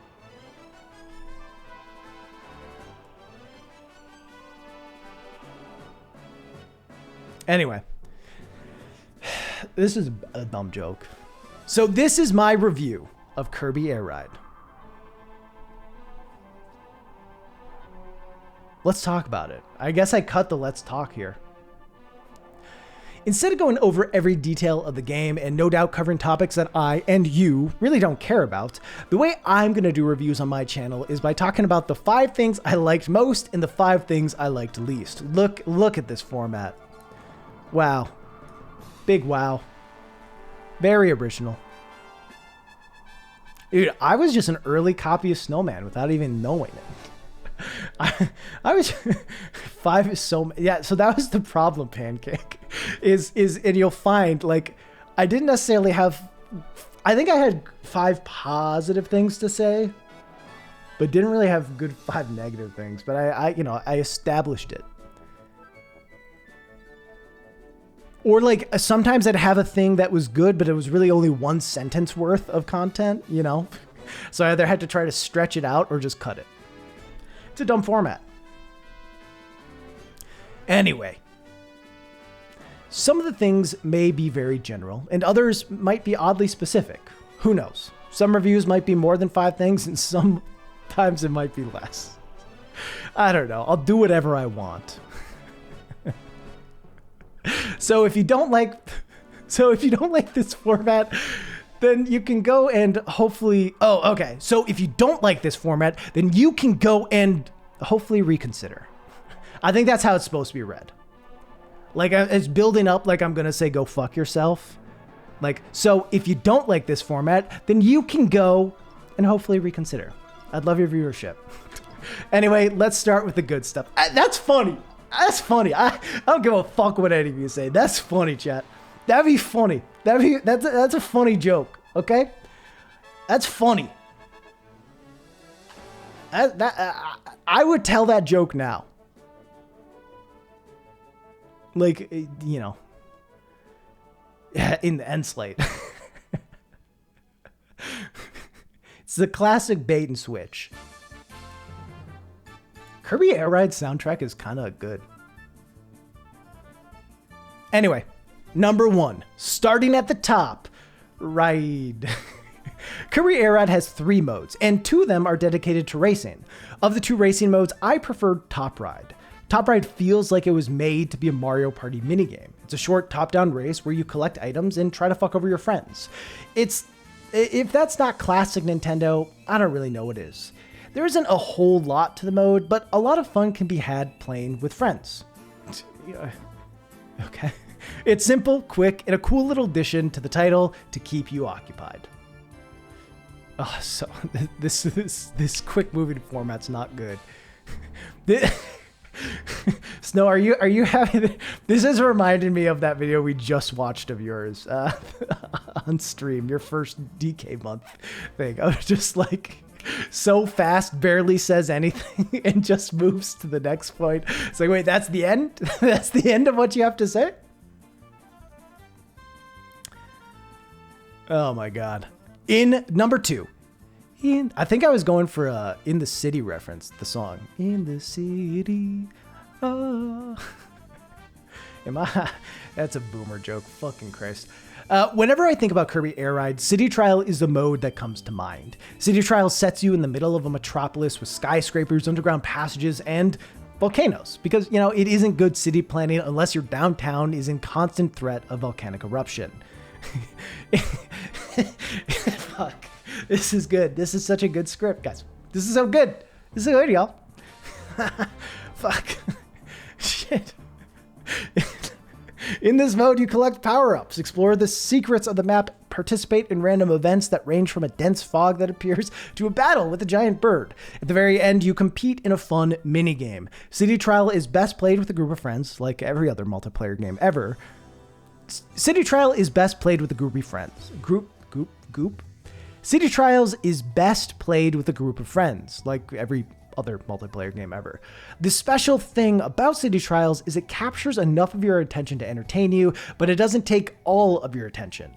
This makes it really easy to have fun playing while still having in-depth conversations. This is big true. This is one of my favorite things about Kirby Air Ride. This sounds silly, but depending on your mood, it can be really nice to have this balance.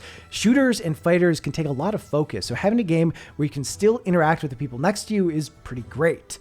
This is assuming that you have interesting people to interact with, though. So if your friends suck, then play something else. Alright, I gotta get the song up. What's the name of it? It's true. If your friends suck, play something that isn't Kirby Air Ride. What's the name of this fucking song?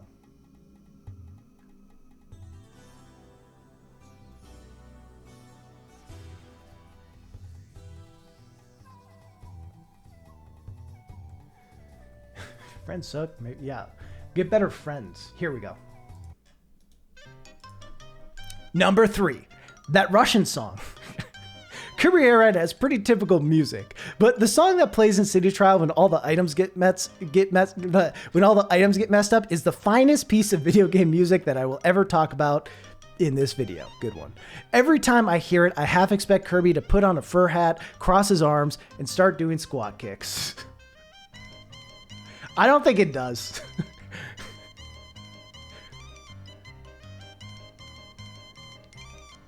We do fuck with this song.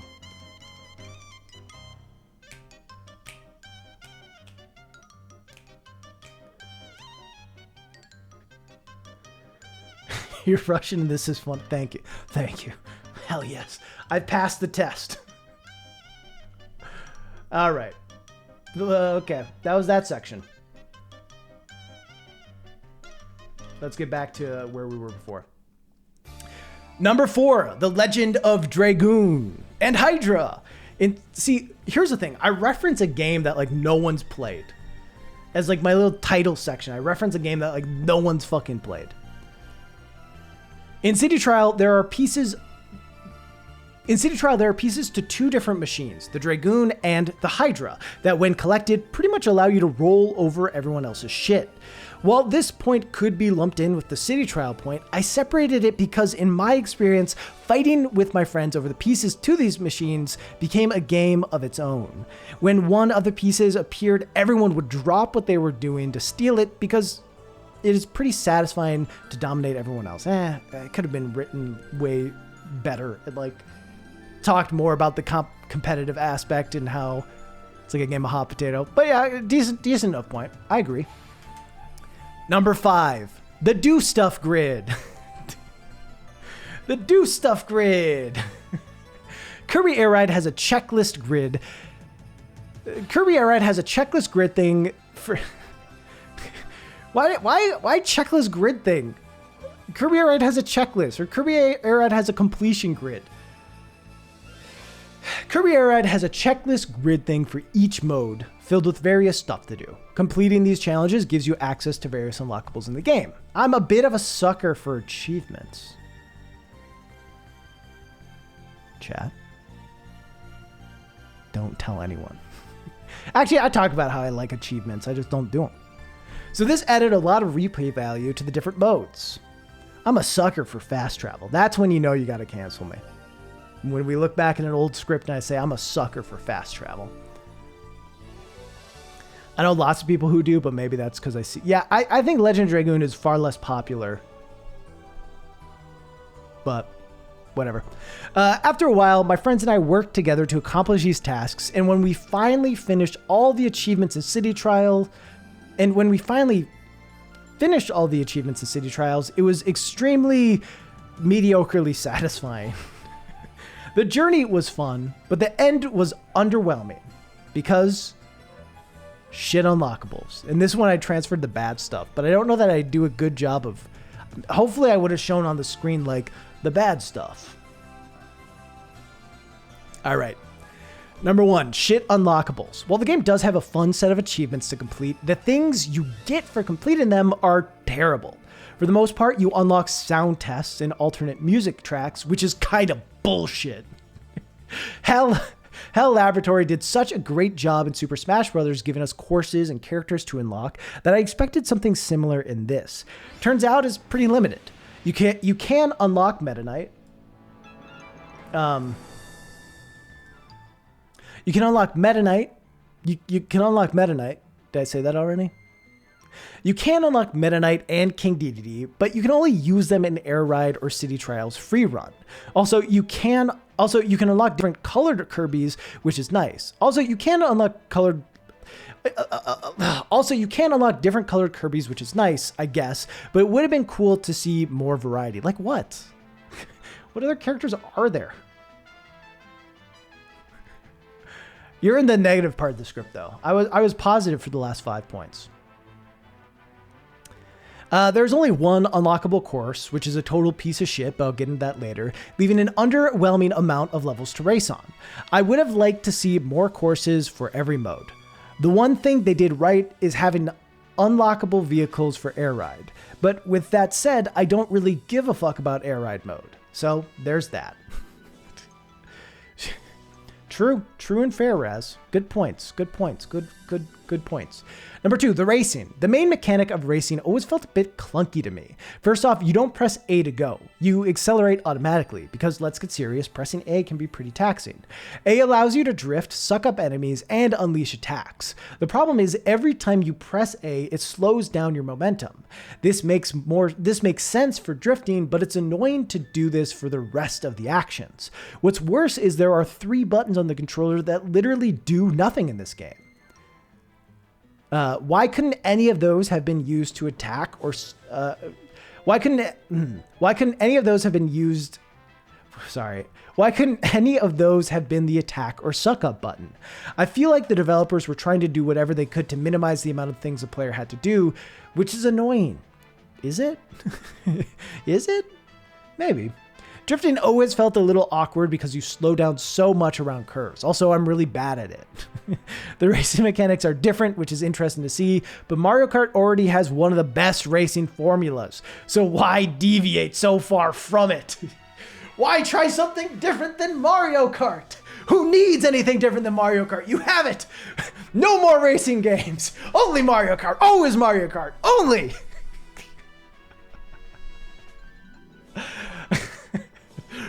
Fuck anything else that tries anything different. Why deviate? Why? Mario Kart is bad though. That's the fucking... Well, I mean, Mario Kart 64 is bad. Mario Kart 8 is good. Mario Kart 8 is great.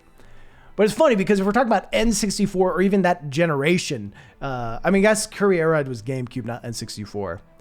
But like, Diddy Kong Racing is so much better. Diddy Kong Racing is so much better.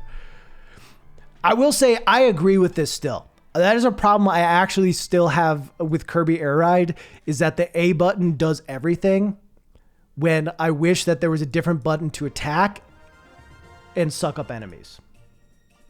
I stand by this criticism. I stand by that. The rest of it's kind of garbage. Number 3, meaningless. Meaninglessness. Meaninglessness? Meaning...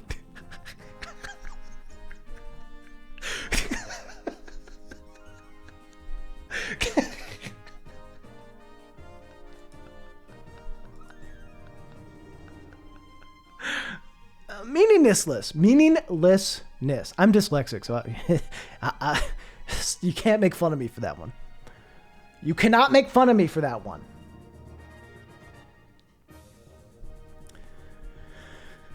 While I enjoy City Trial, it's far from perfect. My biggest complaint is at the end of each trial, you compete in just one minigame.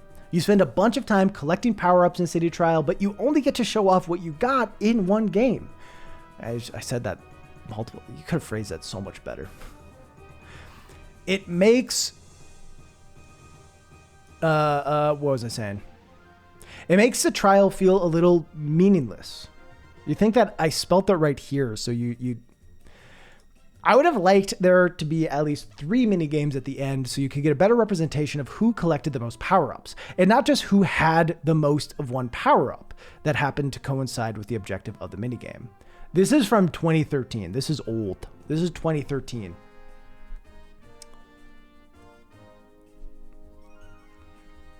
Old shit. Old bad shit.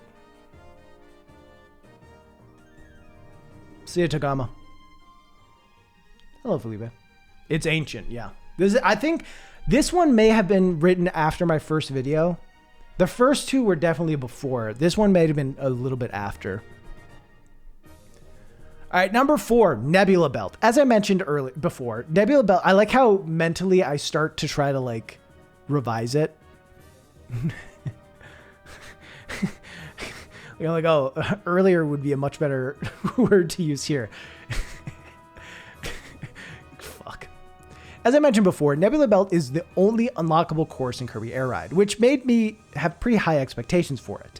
I thought if they didn't make it available right away, that's because it must have been special. When I finally unlocked it and saw the thumbnail, I thought, yes, a space level to rival Rainbow Road. This will be difficult, intricate, and not just a shit figure 8. It turns out it was pretty close to being just a figure 8. There's no personality to the level, which is weird because all... What is this song? This is a fucking cat jam. Wait, let's get the song for this level.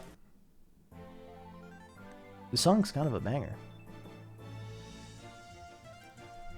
All right. There's no personality to the level, which is weird because all the rest are filled with it. It's a straightforward race with large portions that you don't even need to be touching your controller for. And if you're playing as Meta Knight or King Dedede, it's even worse because you can't get any items from the pads spread throughout the level. So you pretty much do nothing. I know a large part of my hatred for this level is the unrealistic is the unrealistic expectation I made for it. But whatever. But whatever. But whatever. It could have lived up to my expectation instead of crushing them and urinating on their remains.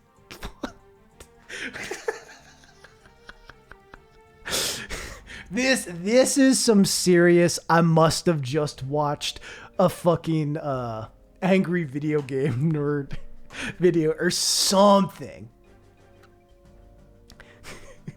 you poopy shit breath, you know, like shit like that. Like that's the energy, but it's still so like reserved compared to any of those things that I also don't think are that funny.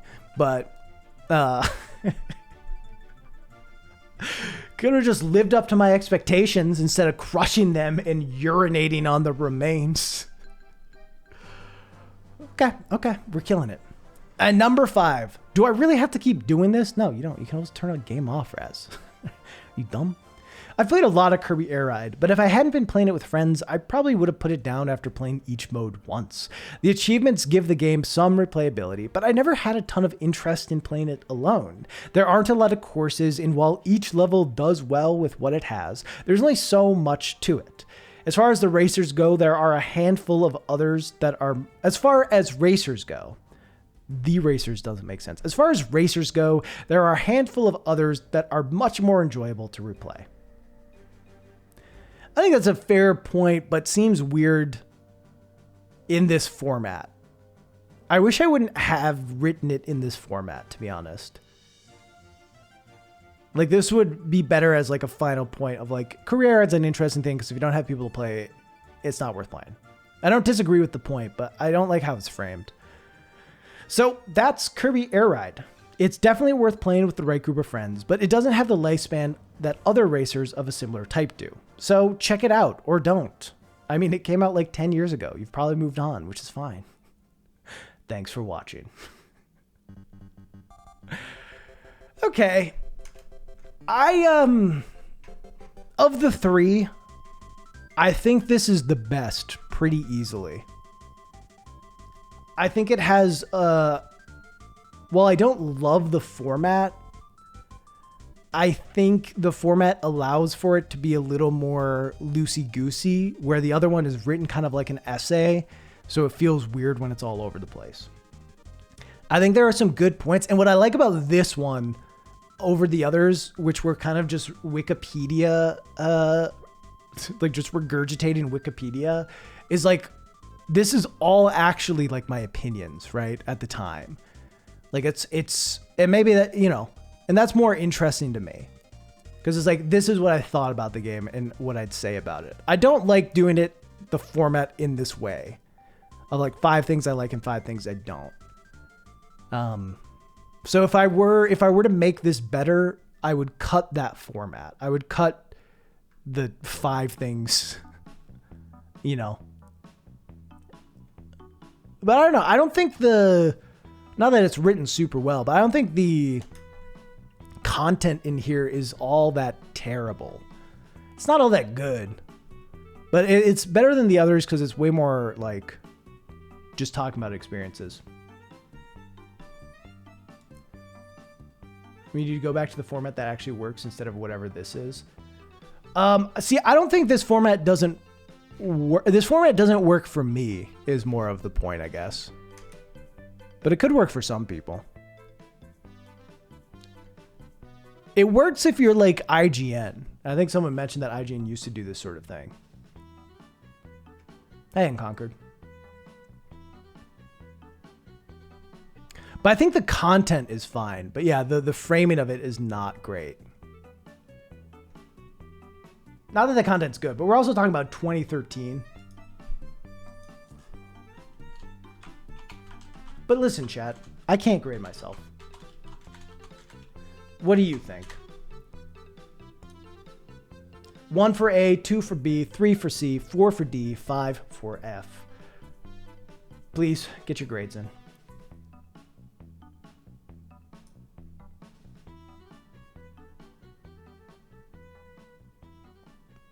Why did someone give it an A? Why does it have it? How did it get...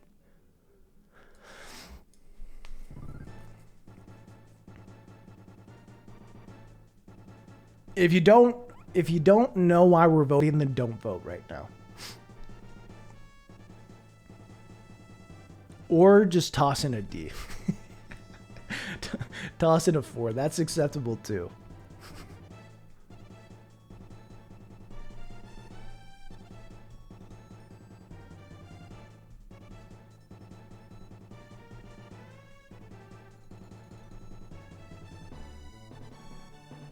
All right. Give it 5 seconds.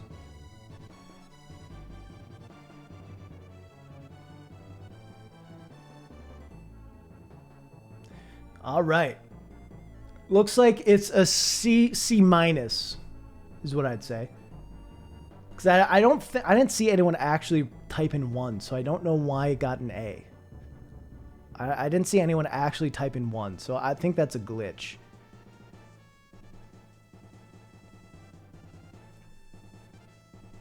Yeah, I think, okay, I think this is a D. I would give it a D myself. I think I'd give GoldenEye. I mean, reading all of these and seeing where they're at. On a 2021 standpoint, I think GoldenEye and Kingdom Hearts would both be Fs. I think Kingdom Hearts a lower F. No, I think, well, yeah, I don't know. I think GoldenEye was written worse. Kingdom Hearts was from a worse perspective. I'd give this one a D, because at least the information's fine. On a 2013 standpoint, I think I'd give the other two Fs still, and I might actually give this one a C. From a 2013 standpoint, this isn't that far off of some of the stuff that came out that was considered quality content. So I think I'd still give the other two Fs, but this one I actually think would be like a C. Pretty mid, pretty okay. But as far as 2021, this would be like I'd say no higher than a D. Well, chat, that was all pretty bad. That was all bad.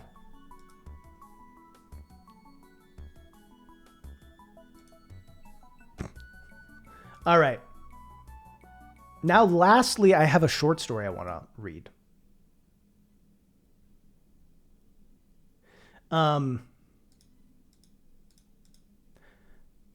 have a short story I want to read. And I think, honestly, the best way to read it is noir mode.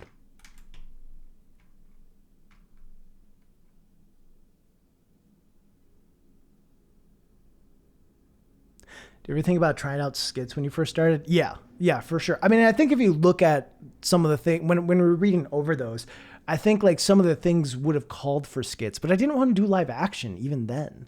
So I don't really know what I would have done for them or what exactly I was thinking could be done for them. So that is the tough part of it. All right, let's hop into noir.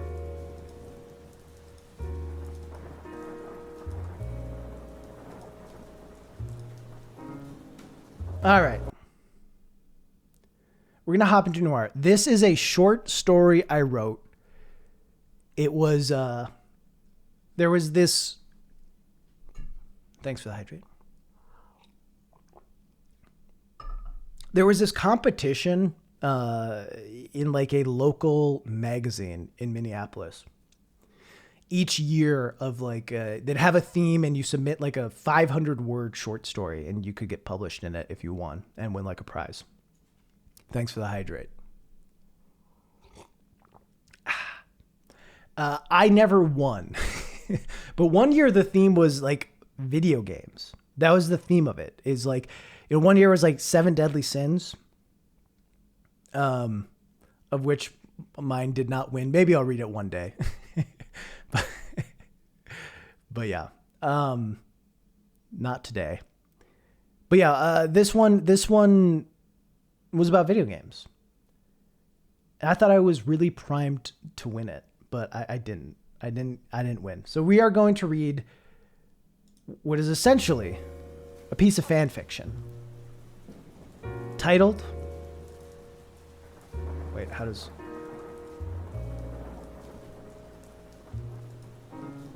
titled So Long.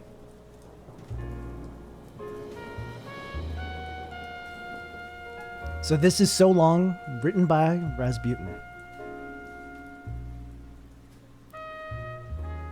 He took a long drag from his morning cigarette as he sat on the toilet. It was the closest thing to a moment of clarity he had felt in a long time. Then the echo of his phone came from the other room, and the moment ended. Mario rubbed his mustache for a second, and then he flicked the cigarette between his legs, gave a hearty wipe, and flushed it all.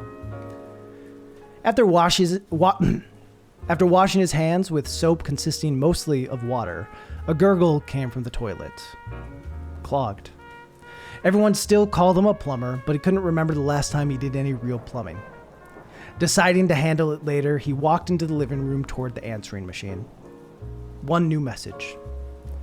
Hey bro, just calling to see how you're doing. I know you haven't really gotten out in a while. Wondering if you wanted to play golf or tennis or something. Mario pulled over a chair and sat. I just want you to know that I'm here for you. I'm your brother and you can talk to me. It seems like you've been different since Bowser... Mario pressed the erase button and lit another cigarette. Against his better judgment, he let the message that had been saved on his machine for the past 2 weeks play. Mario. He could almost smell her breath just by hearing her voice. I can't keep doing this. I want to be there for you. I want to help you, but I can't do anything if you won't let me in. She paused. You did a good thing by killing him. Mario couldn't help but picture Bowser's head lying 10 feet from his lifeless body. He needed to be dealt with. The way she said this sounded like she was trying to convince herself of it too. I'm going to stay at Daisy's for a while. When you're ready to figure this out, call me. After putting out the cigarette, he dialed her number. It rang 6 times before it hit voicemail. Hey, this is Peach. I can't answer the phone right now because I'm in another castle. Mario resented the joke. Seriously though, if you leave your name and number, I'll get back to you as soon as I can. He hadn't really known what he was going to say when he dialed, but words found their way out anyway. I keep thinking about purpose. My purpose.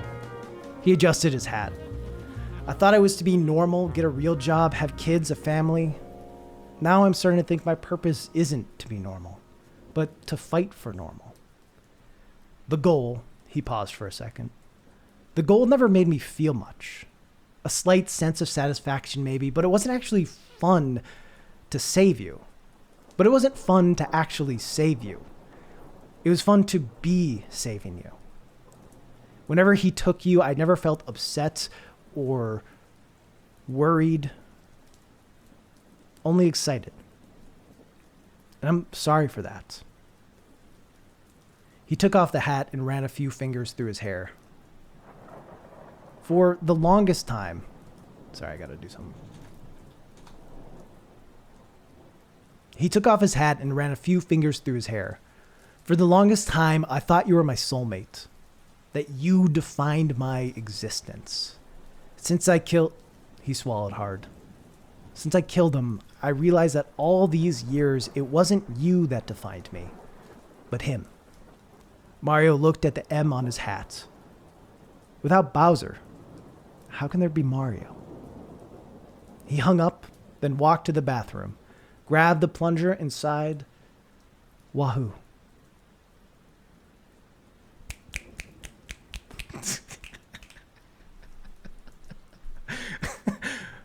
Wahoo. Snaps in chat. Thank you. Snaps.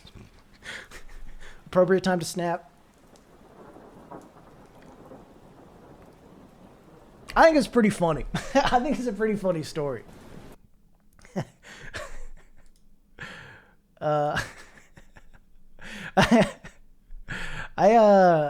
think it's a funny story that also just has a, somewhat thoughtful look on Mario's, what defines a Mario. Fucking wahoo.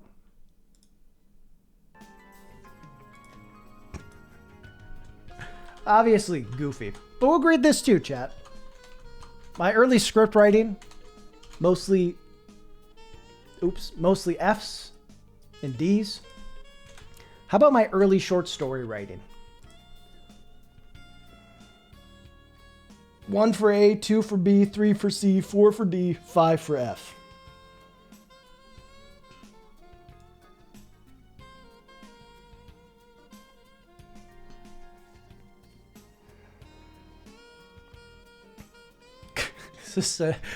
Wahoo. I'm pretty proud about that ending. I'll admit that. I like the Wahoo. It is a little I mean, okay. If this could have been more than 500 words, but it had like a limit of like had to be maybe under like 600. I think I could have been a little more subtle with some of this shit. I think it kind of ends up being a little ham-fisted, you know what I mean? Ends up having to move a little too quickly. Had to get to the point quickly, but didn't necessarily show why he got to this point. The concept is interesting, but the execution is a little rushed based on the format of it needing to be a 600-word story. But with that in mind, I think it's funny. All right, we'll finish. A minus. I'll take an A minus. I'll take an A minus on this.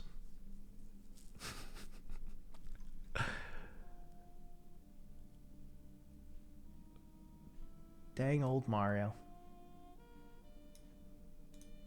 Dang old Mario.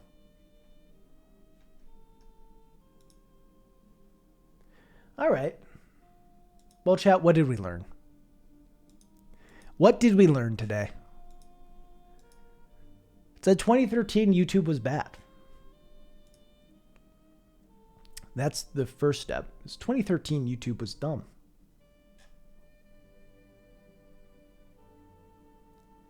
The baseline of what was good was so much worse than it is now.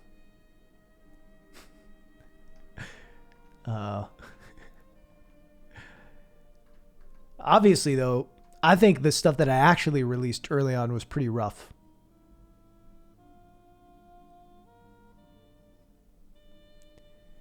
And this is the stuff I didn't release.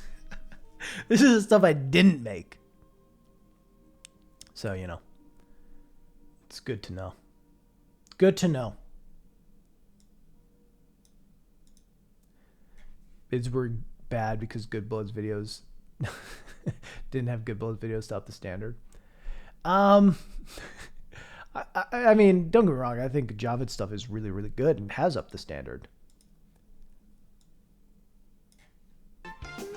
I don't know that I would credit him with upping the standard of video essays and video game essays. I think first you look at Every Frame of Painting, then you look at Nerdwriter, and then specifically in the video game space, you look at Mark Brown. Excuse me. But I think in our little space, for sure, Javid has upped the, like, damn. I need to focus a little more on certain things. Granted, his stuff also takes a long time to make, so it's not necessarily a business model that will work for most. Yeah, what did we learn? 2013 YouTube for me was a bunch of non-jokes trying to be funny. A bonsai, nice. Matteo is a murderer, a killer, yeah. Lawson, what are your plans for future YouTube videos to make them? To keep making them? How's it going? It's going all right. Just been reading old scripts. Old bad scripts from 2013.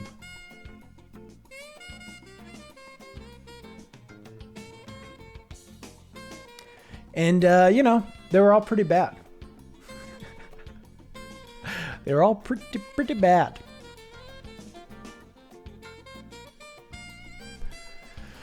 All right. Well, hey, that was fun. I don't really have anything else to do, and I don't really have enough time to, like, play a video game. So I think I'll probably just roll bounce. Roll bounce and maybe back Thursday. Prime Hylian, thank you for the sub. Can you show us a Pokemon plush? I don't have a Pokemon plush.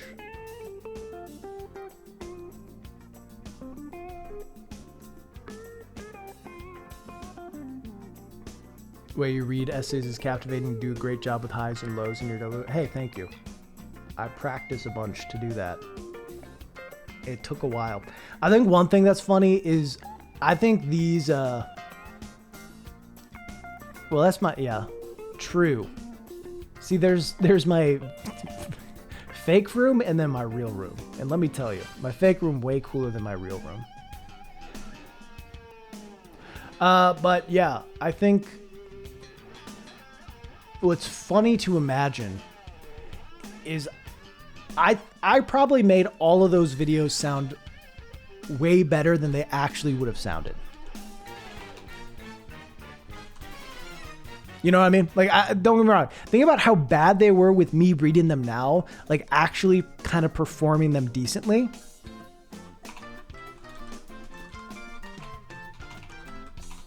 When in reality, this is what it would have sounded like. This is what it would have sounded like. Character's a grade A badass, but it's probably because the character's a cute girl. Whatever the reason, you find yourself doing whatever it takes to get them to like you, and this motivation helps drive you through the game. So, here are the top 10 video game characters I tried to impress. The Walking Dead. There were loads of characters you wanted to impress. Like, that's what it would have sounded like. This guy. This is what it would have sounded like. You know what I mean?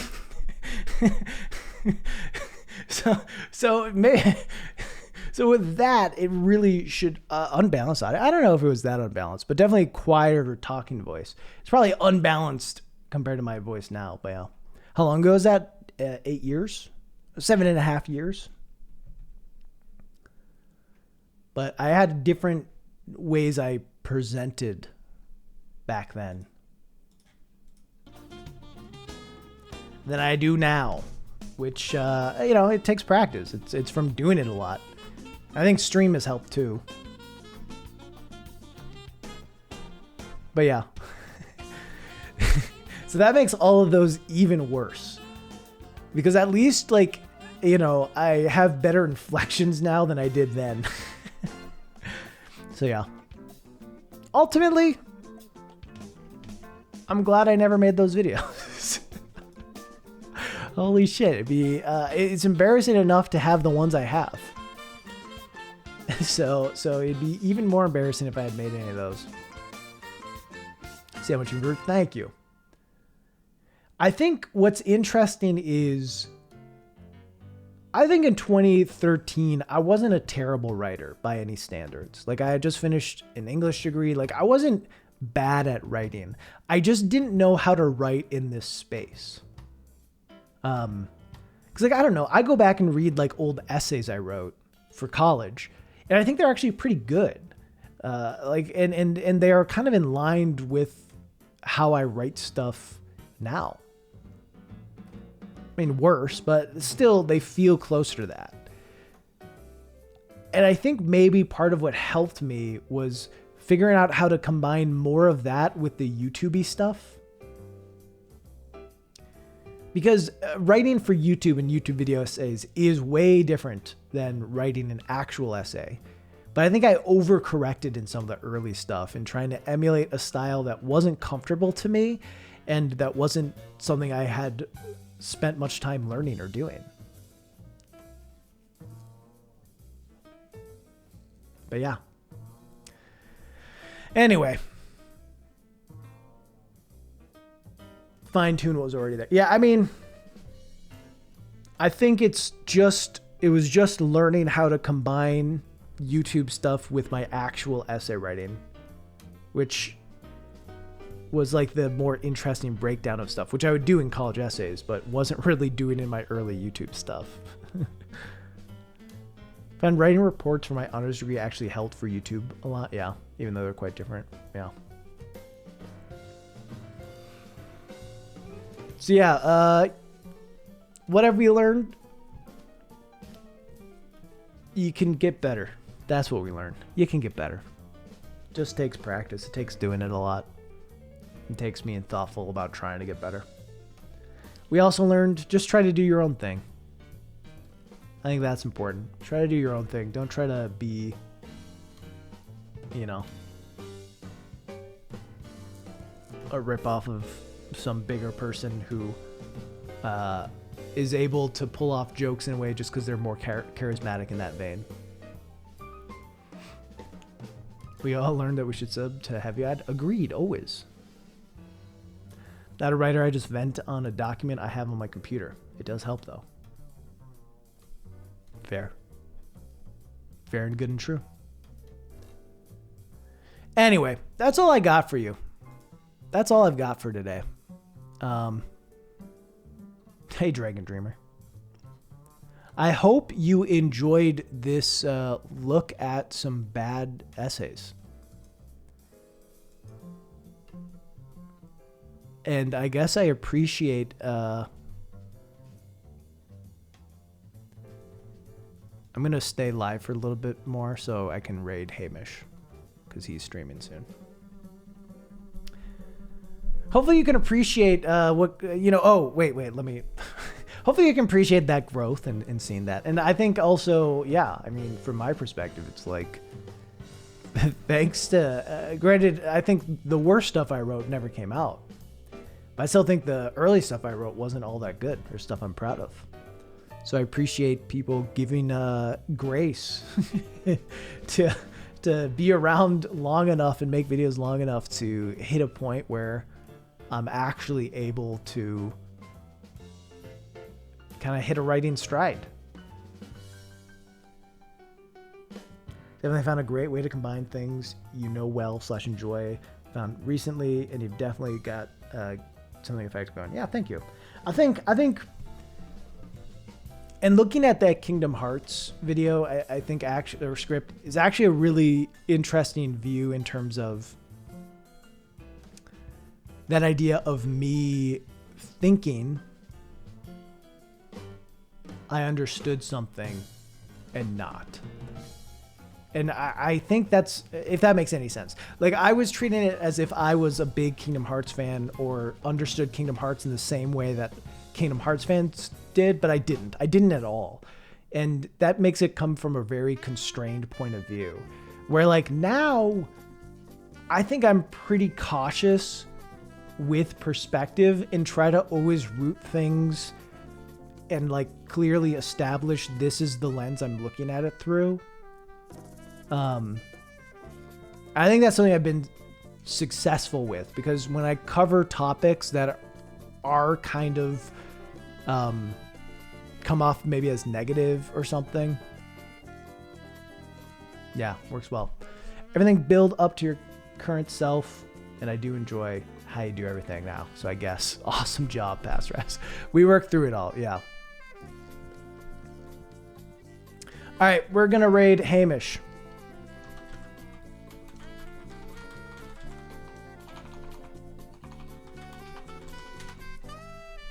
Writing on games, Hamish Black. Say hello. Give a lot of love. Thank you all for hanging out. Thanks for bearing with me through this and through 7 years of learning all this shit. I hope you have a great day and or night. I'll probably be back on Thursday with a shorter stream. We'll be pretty busy over the next couple days, so if one does get canceled, it will be that. Peace, blessings. Have a good one. Bye.